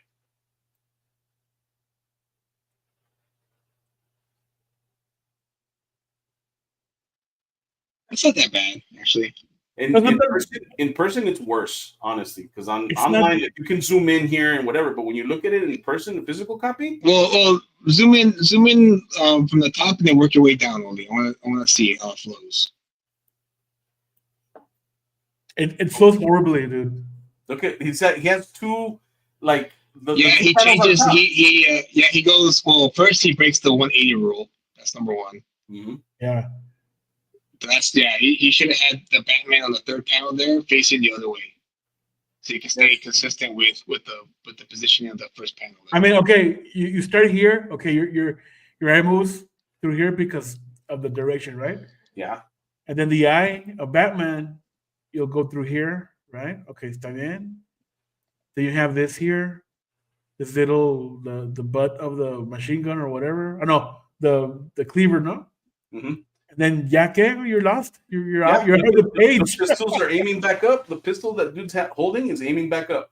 But it's aiming back up here. Mm-hmm. You're supposed to you're supposed to go through here. Look where they're facing. They're facing to the right. Yeah, they're facing out of the page. Yeah, your eyes are out of the page, dude.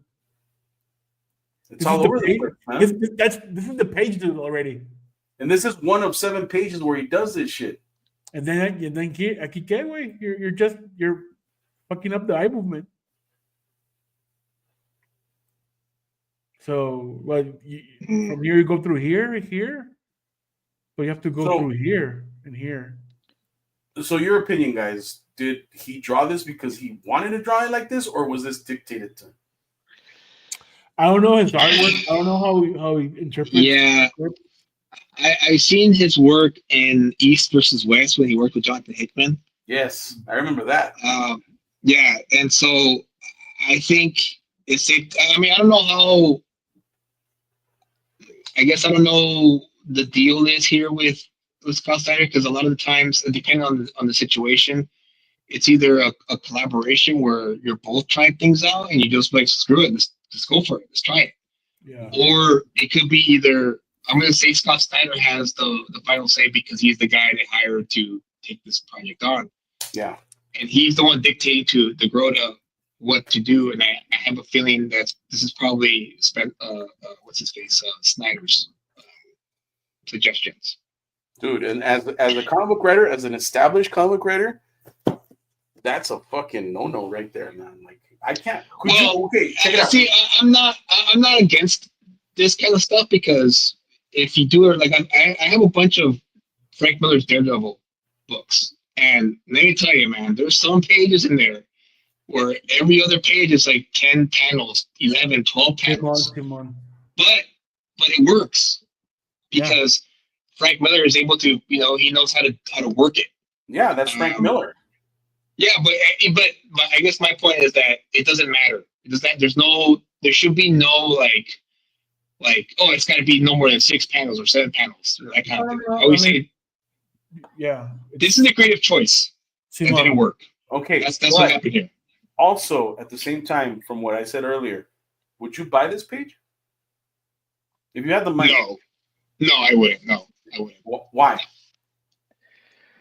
It's just not dynamic enough. Mm-hmm. It's I see the little red panels there, the stand down. The with the numbers at the bottom there. Yeah. Maybe if those were positioned a different way to make it more, flow, to make it flow better, then it probably would have worked. But they didn't do that here. It just looks like a collage, dude. It's not Yeah. This is the thing that Gambino and I had a debate over because Gambino is a fan of this enclosed panels. No, yeah. You know what's kind of fucking, I'm gonna say it, what's kind of fucked up? The page before this page is a double page spread. With nothing in it. With nothing. Did you see it? You saw it, right? With nothing in it. What do you mean nothing in it? What do you mean? What are you talking Show about? it. You gotta show it, man, so that this guy knows what we're talking about. Can we get struck down because we're showing artwork? No, it's it's not like we got this from Marvel and they told us they had to sign a NDA. Okay. So remember the page that we just looked at. Remember all the fucking 11 fucking panel work, whatever the fuck he did, 14 panels, and then when Oli brings it up, check out the double page spread right before this fucking page, dude. This upset me to no end. He could have used a double page spread to tell that other panel. That would have been more dynamic and shit. Or that other page, it would have been more dynamic. But he uses a double page spread to show practically nothing. But you know what? Let's show the other side, a good page with a shit ton of panels. Because there's actually one here. I'm just downloading a few pages so we can share it.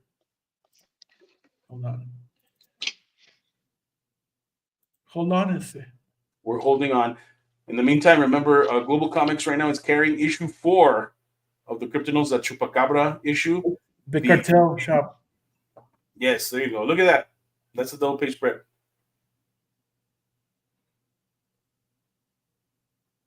But we lost Julius. Oh, see. He got so like, oh my god. Oh my god. That's disgusting. Oh my god. But I mean, what do you think about this one? I like this actually. Could this have been served better, smaller? In a splash page? Yes. Could you have the following pages? Do you think that would have been better served as a double page spread? Probably. So if he would have flipped it around, it would have probably worked better. My bad. There he is. Oh.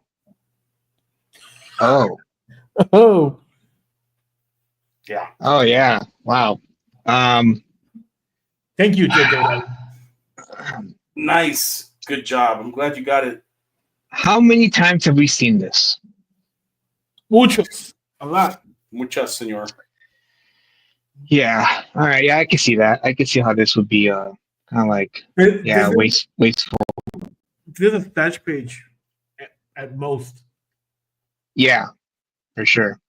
You know, I in the pop up event that I went to, I found a Heroes Reborn Captain America that Rob Liefeld did. Remember Nice. when he did that? Yeah, I have Heroes that Reborn. issue.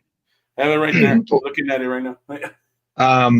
I think I found issue. I think it was 4 or 3. I can't remember. It's the one where he's the cover has him fighting somebody. I forget who it was, Hmm. but I think so. I don't remember. But the reason why I bring that up is because of this 2-page spread here, and that issue is full of this kind of stuff. 2-page spreads, 1-page spread, like one splash page, but not really many panels in the book.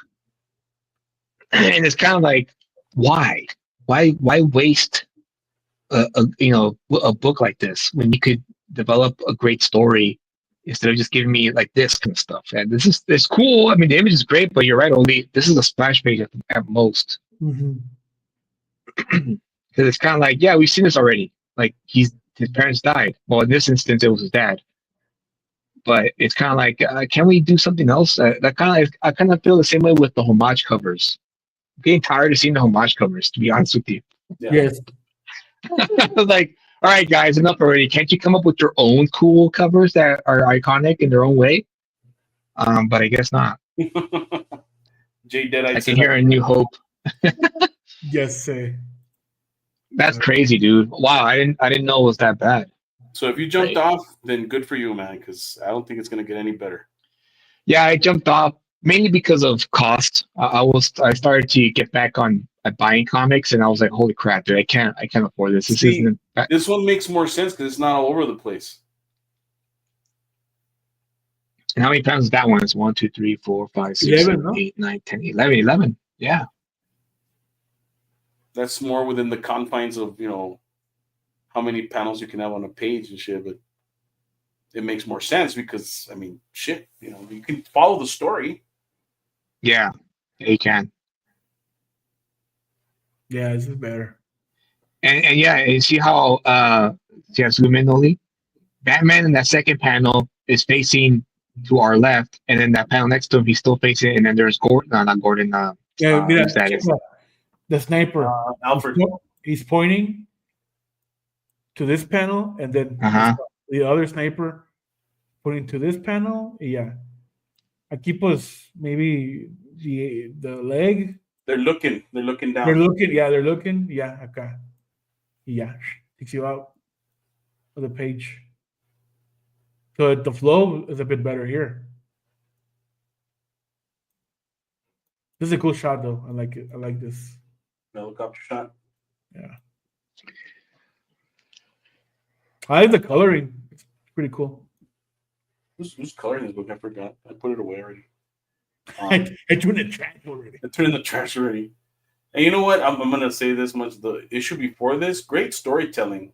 The artist was competent, fucking badass, but it wasn't Dragotta. And that's what kind of turned me off because he stopped at issue 3. Someone else filled in for issue 4, and then he's back on issue 5 with this. So, I mean, is it the whole thing that they were talking about, the whole time restraints or the time constraints that you can't finish a book or, just can't sit down and draw or I don't know, man. It's just weird to me. Isn't that like aren't you shooting yourself in the foot by changing artists? Halfway between the first half of your book. Well, I mean, let's be fair. We don't know the situation. It could have been where the Rhoda had to step out for whatever reason, and they had to find the fill-in artist to take it over for that issue because of whatever happened, or maybe you need a break. I mean, we don't know the situation. I agree with that, but I mean, if people are praising the artwork, can't just see say, you know what, we're gonna push this back until this guy's 100%. Well, they had already teased everybody with the ash cans and the fucking. Yeah, it was already at that point. Again, I don't know what the production schedule is like either. I don't know how far into they are. Because I mean, if I were in DC, I would be like, well, we got to obviously have to finish at least 2 issues before we even release the first one. So that way we have it ready. And that's the thing, man. He had already gone to issue 3, and you're like, okay, there's no way that they're gonna switch it out yet. And issue 4 shows up, and it's completely someone else. He did the cover. Yeah.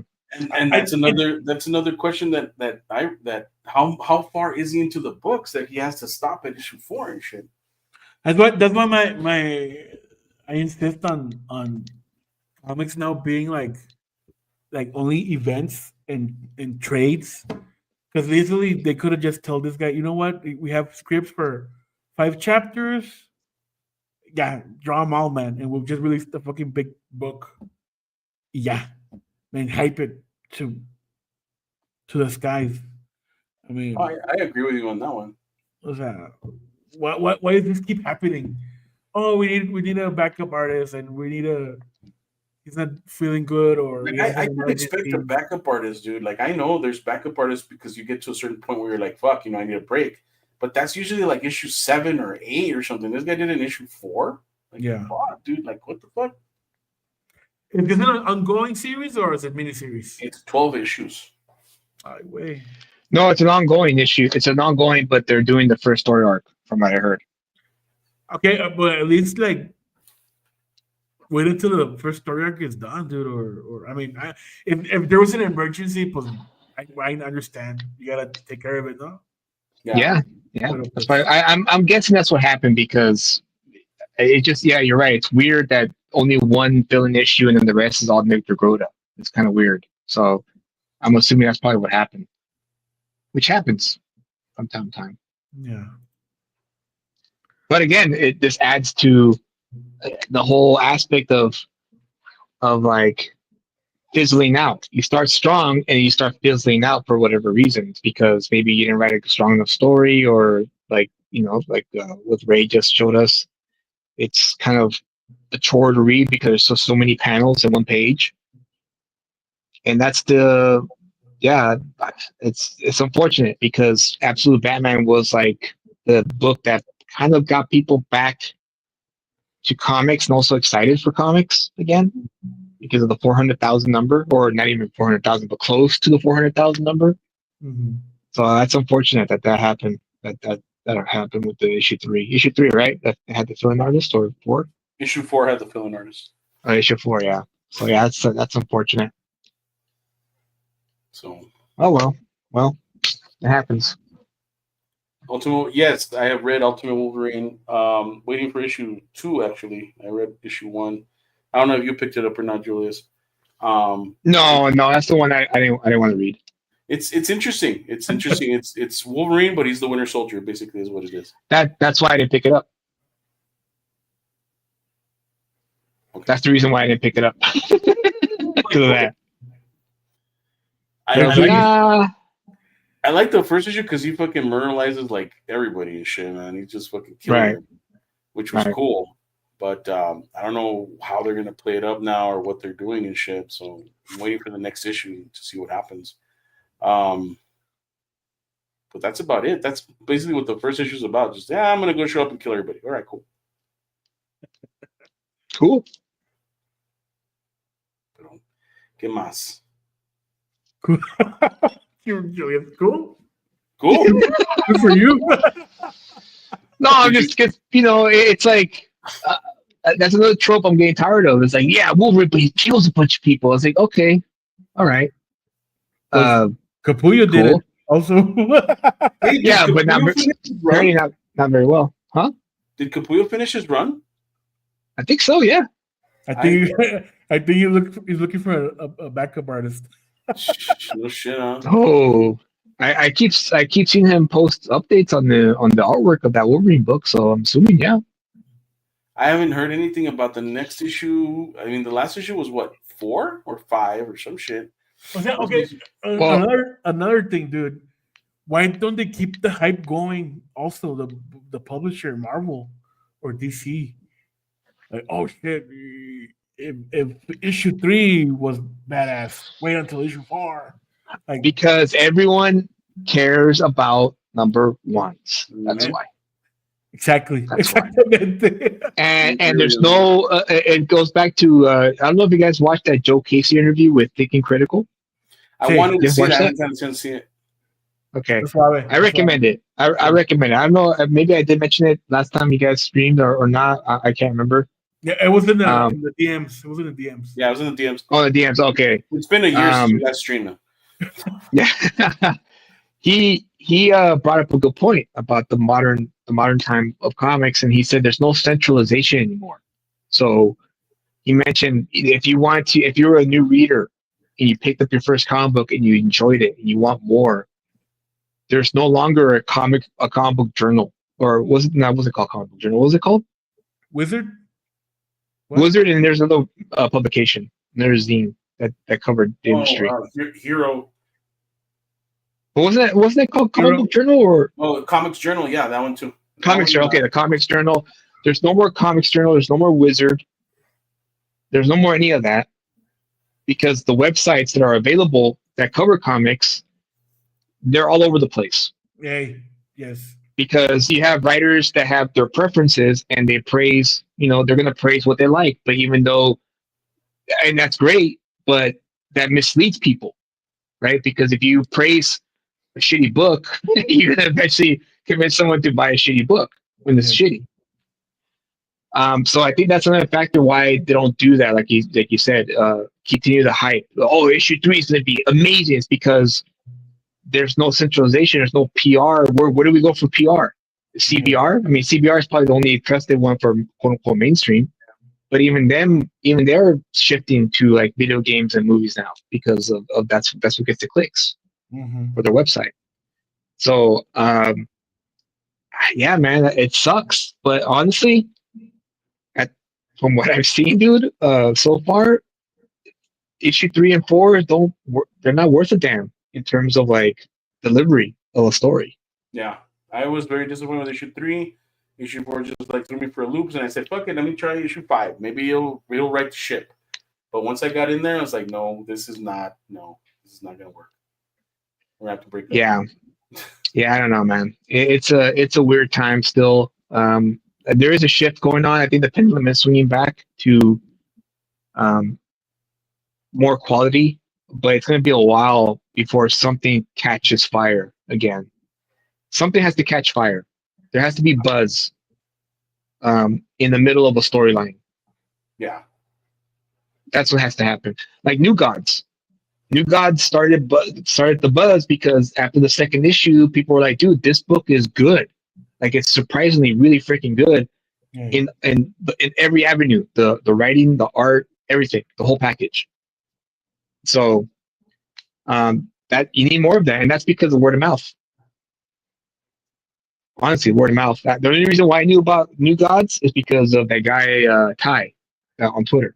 Like he posted some pictures, and I was like, "Oh, dude, the artwork looks fucking great." And then I went to my shop, and they're like, "Oh yeah, we sold out of that today." Apparently, the buzz is like it's creating some buzz. I was like, "Okay, great. I'll just pick up the next issue." Right? I show up to pick up the next issue because they came out. Oh yeah, dude. Oh, that one flew off the shelf, dude. I don't know why. And I was like, I know why. Because it's probably really good.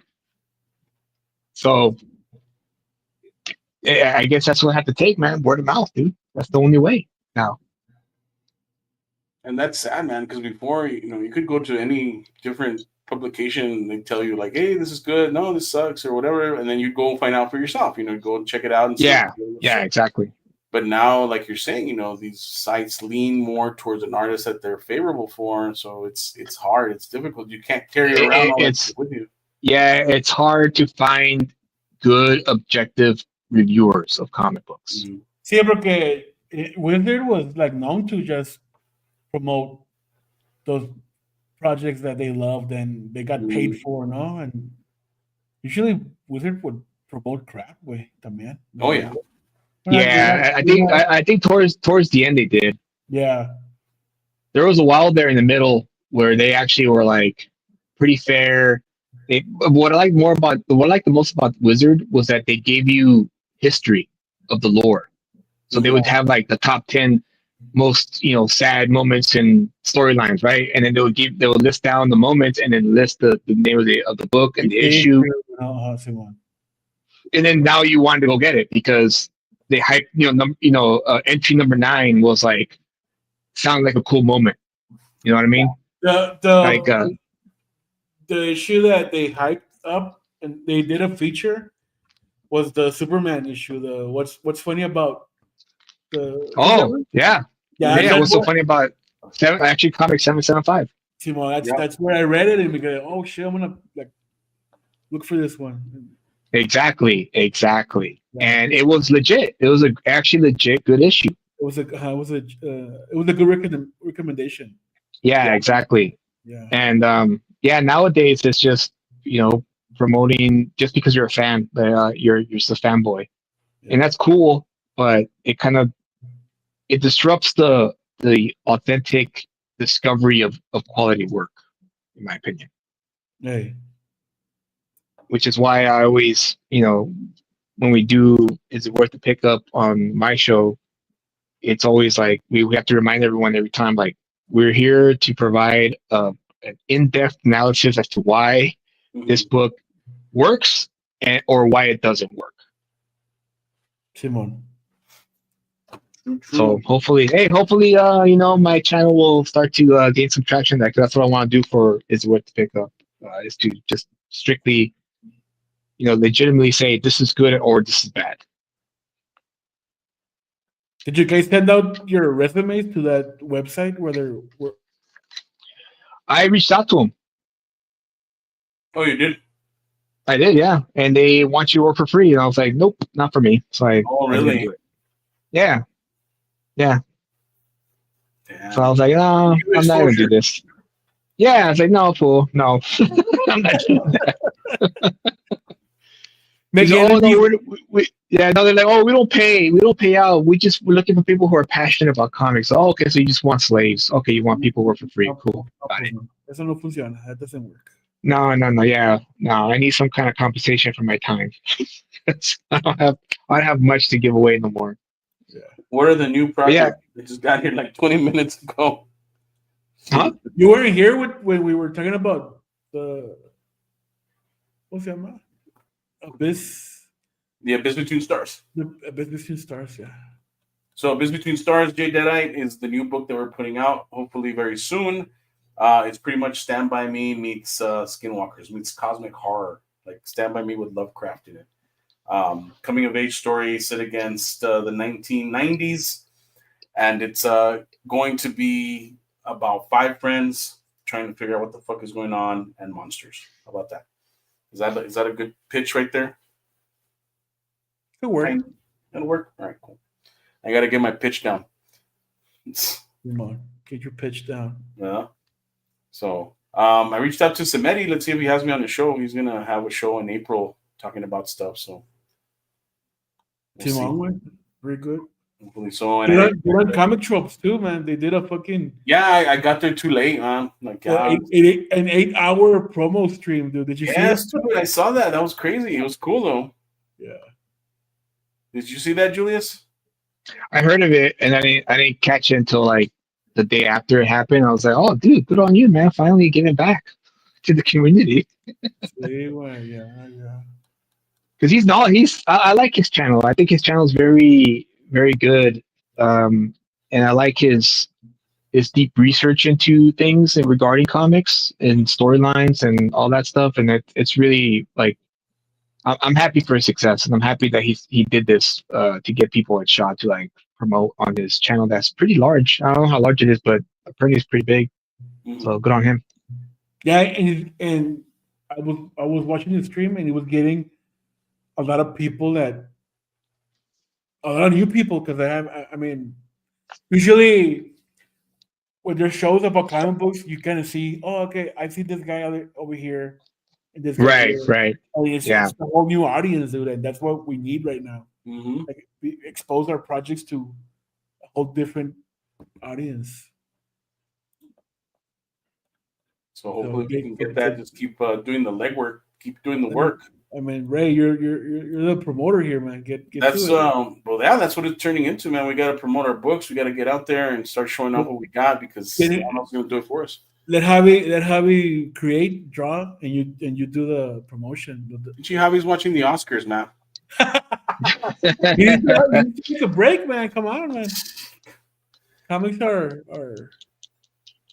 labor intensive. Tell me about it, Telling me shit. man. Yeah. We're getting close to the top of the hour. Do you guys want to talk about what you guys are doing right now? What are you into? What are you working on? I'm still writing my project. I'm 38 pages in writing it, the script. So it's been a very interesting experience. So I need to have it ready by May. The whole 156 pages done. Like written? Yeah, written. Oh, okay. So no, imagine drawn. No, man, She drawn. Wow, nobody told me about that. no shit. But I mean, I have 3 years to finish it, so I'm good. We're I'm not taking my time, but I'm not in a rush also. So you can believe that. If that makes sense. No, that's good, man. You gotta make it good. You gotta make it worthwhile. Simon. That's cool. That's cool. And you, Julius, what have you been up to? I've been up to some stuff, and we're not get into it now. Oh shit. I'll tell you guys more about it in the green room because I don't want to start off saying anything just yet. But I've been working on some stuff behind the scenes. Really thinking about the business side of comics and publishing in general. So I've been researching deeply about all that, how that works, and yeah, I've been heavily focused on all that lately. Not so much creative because I feel like I got that down. You know, I Yeah. can sit down and develop something rather quickly if I just have enough time. You know, and right now I'm doing a work for hire, and it didn't take me long to really come up with weaving together a plot for the client who had a strong idea Mhm. and did make things easy for me, you know, because he had everything, you know, set up for me, and he knew the names of the characters, he knew who they were, so that helped a lot because that was one of the things I told him, like, look, dude, if you're gonna have me help you create these characters, I'm gonna need a bit more than just work for hire. I'm gonna demand a piece of the IP because you're making me do more work. Oh wow. And so he was fine with it. He was like, "Oh, you're right. Okay, then let me give me a day or two, and I'll come up with all the backstories for the characters." Like, perfect. Just do that, and I'll make sure to write the scripts for you. And so that really kind of solidified the like, okay, yeah, I'm pretty confident now in terms of developing something. It's I don't want to say it's easy. Like, it's easy for me. It's just like it's become easier for me to do that. So Whereas, you are gonna get a piece of it, or you're just the writer? I am now because I'm gonna help finance it. Oh wow.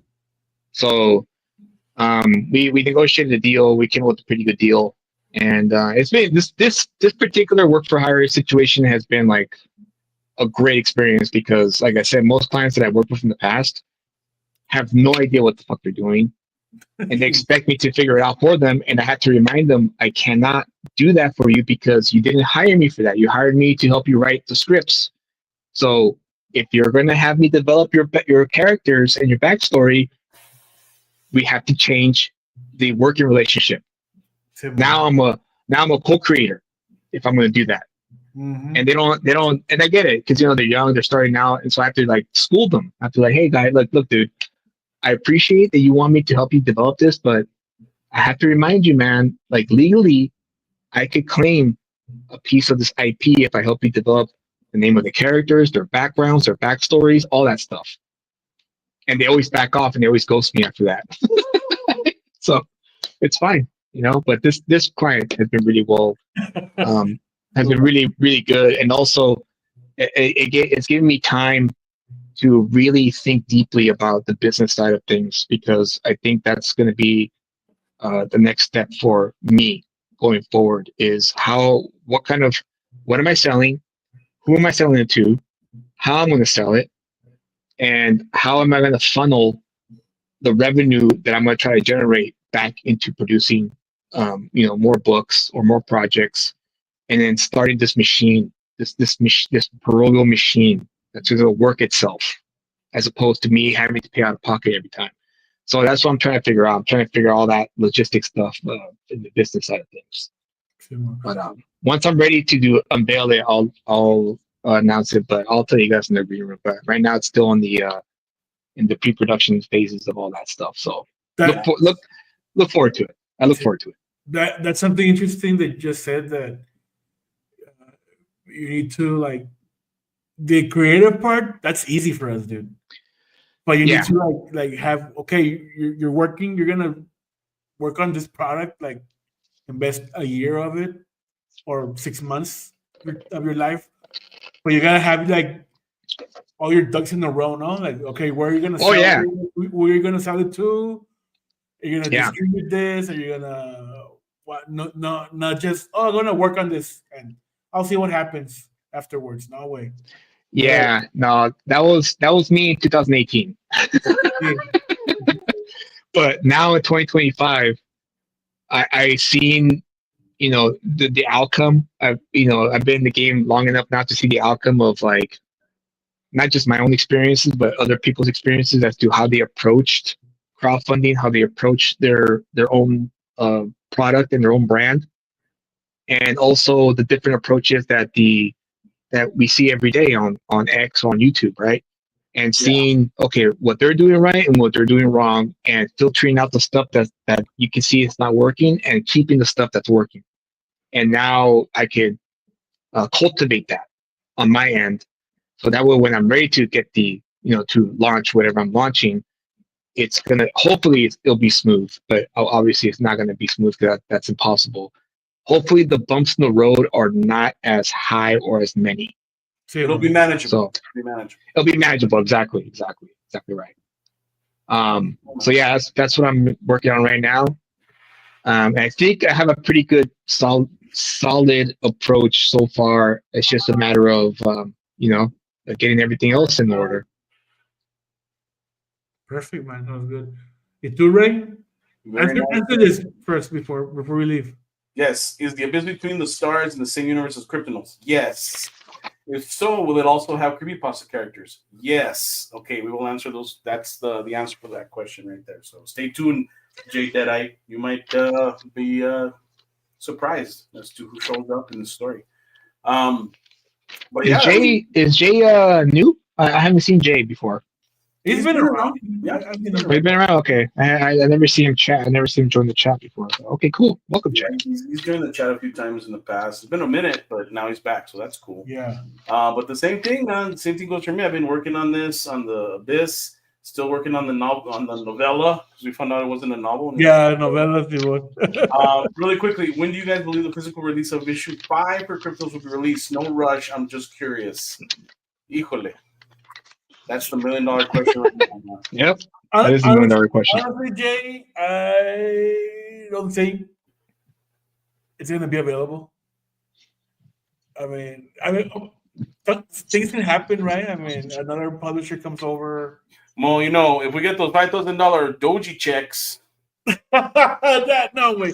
I'm good, right? Don't spend that money in that shit. Do other shit. Honestly, Jay, what we're thinking about doing is we're just gonna re-release the trade down the road, because we're not going to do the copies anymore.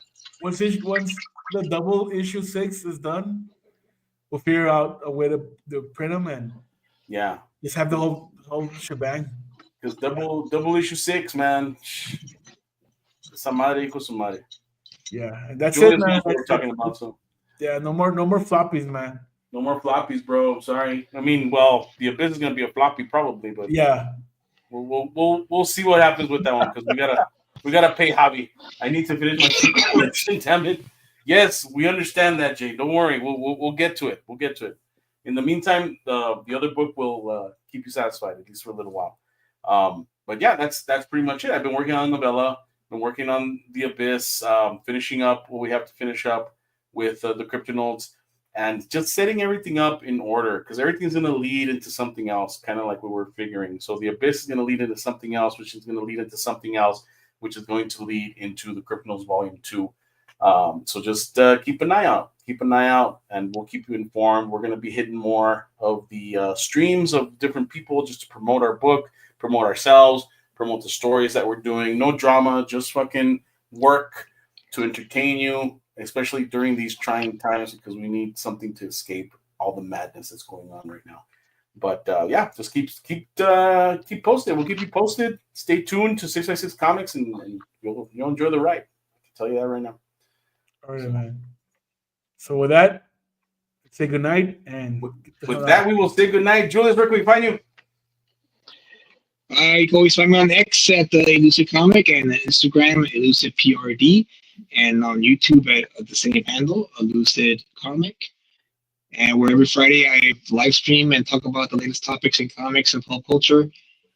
And Kyle and I recommend the book that we read in the week, and we try to do that every Friday. So join us there. Very nice, and that's called Let's Talk About It. Let's talk about it. Oh yeah, before we go. I saw the latest Captain America movie, and here's my review, guys. It's okay, but that's the problem. It's so okay that it's not even worth existing. Damn. Damn. Right, you know, wait, hold on. Before you say it, I want to give what you did? a last Triggered thought. it. No. I want to say because you know, Kyle and I always talking at work about these things, and I always say, whenever you release a book and they tell you it's okay, that's a death nail. That's a death nail. You don't want the reader to say, or in this case, the viewer to say it's okay. You want either that's fucking fantastic or it's fucking terrible. Yeah, you don't want it's okay. You know who got mad at me for saying that? Who? I'm gonna name names. I don't give a fuck. Von Coleman got mad at me for that. Von Coleman got mad at you? Why? He got mad at me because he posted one of his stories on Global Comics, and I read it, right? And he was like, "Oh, my story, this and that, blah blah, all this crazy shit." It's an old story that he had, and I commented on it. And I'm like, "Hey, it's a story." right. And he's like, "Oh, so you're not a fan of my stories?" I'm like, "Look, man, I'll put it to you like this. You barely started. You had barely gotten into comics. That's your first attempt. It's forgivable. It's understandable. You're trying to get your feet wet. You're trying to get your where you're at. So just leave it at that." "Oh, so you're not a fan?" Like, we'll just leave it at that, man. So, así quedó el pedo. But no, I totally understand what you're talking about. It's okay. It's okay, Von Coleman. It's okay. Well, yeah, that's a death no. So you don't want it's okay. You want after Ray said no drama, just comics. I know. Hey, it's a critique. I'm reviewing a book. I'm giving you a critique. That's all I'm doing. I'm not saying anything else. All right. So don't worry about it, bro. We're good. We're good. Estamos bien. Mira, güerito. Estamos bien. No se preocupe. All right, man. Get out of here. Wait, really quickly, later on in the week, check out my Substack. I'm going to have something new about skinwalkers. Check it out and be very, very scared because that shit's real. And other than that, Excelsior, everyone have a good night. Everybody say good night. Good Buenas night, noches. Pinchy. Where's the fucking outro?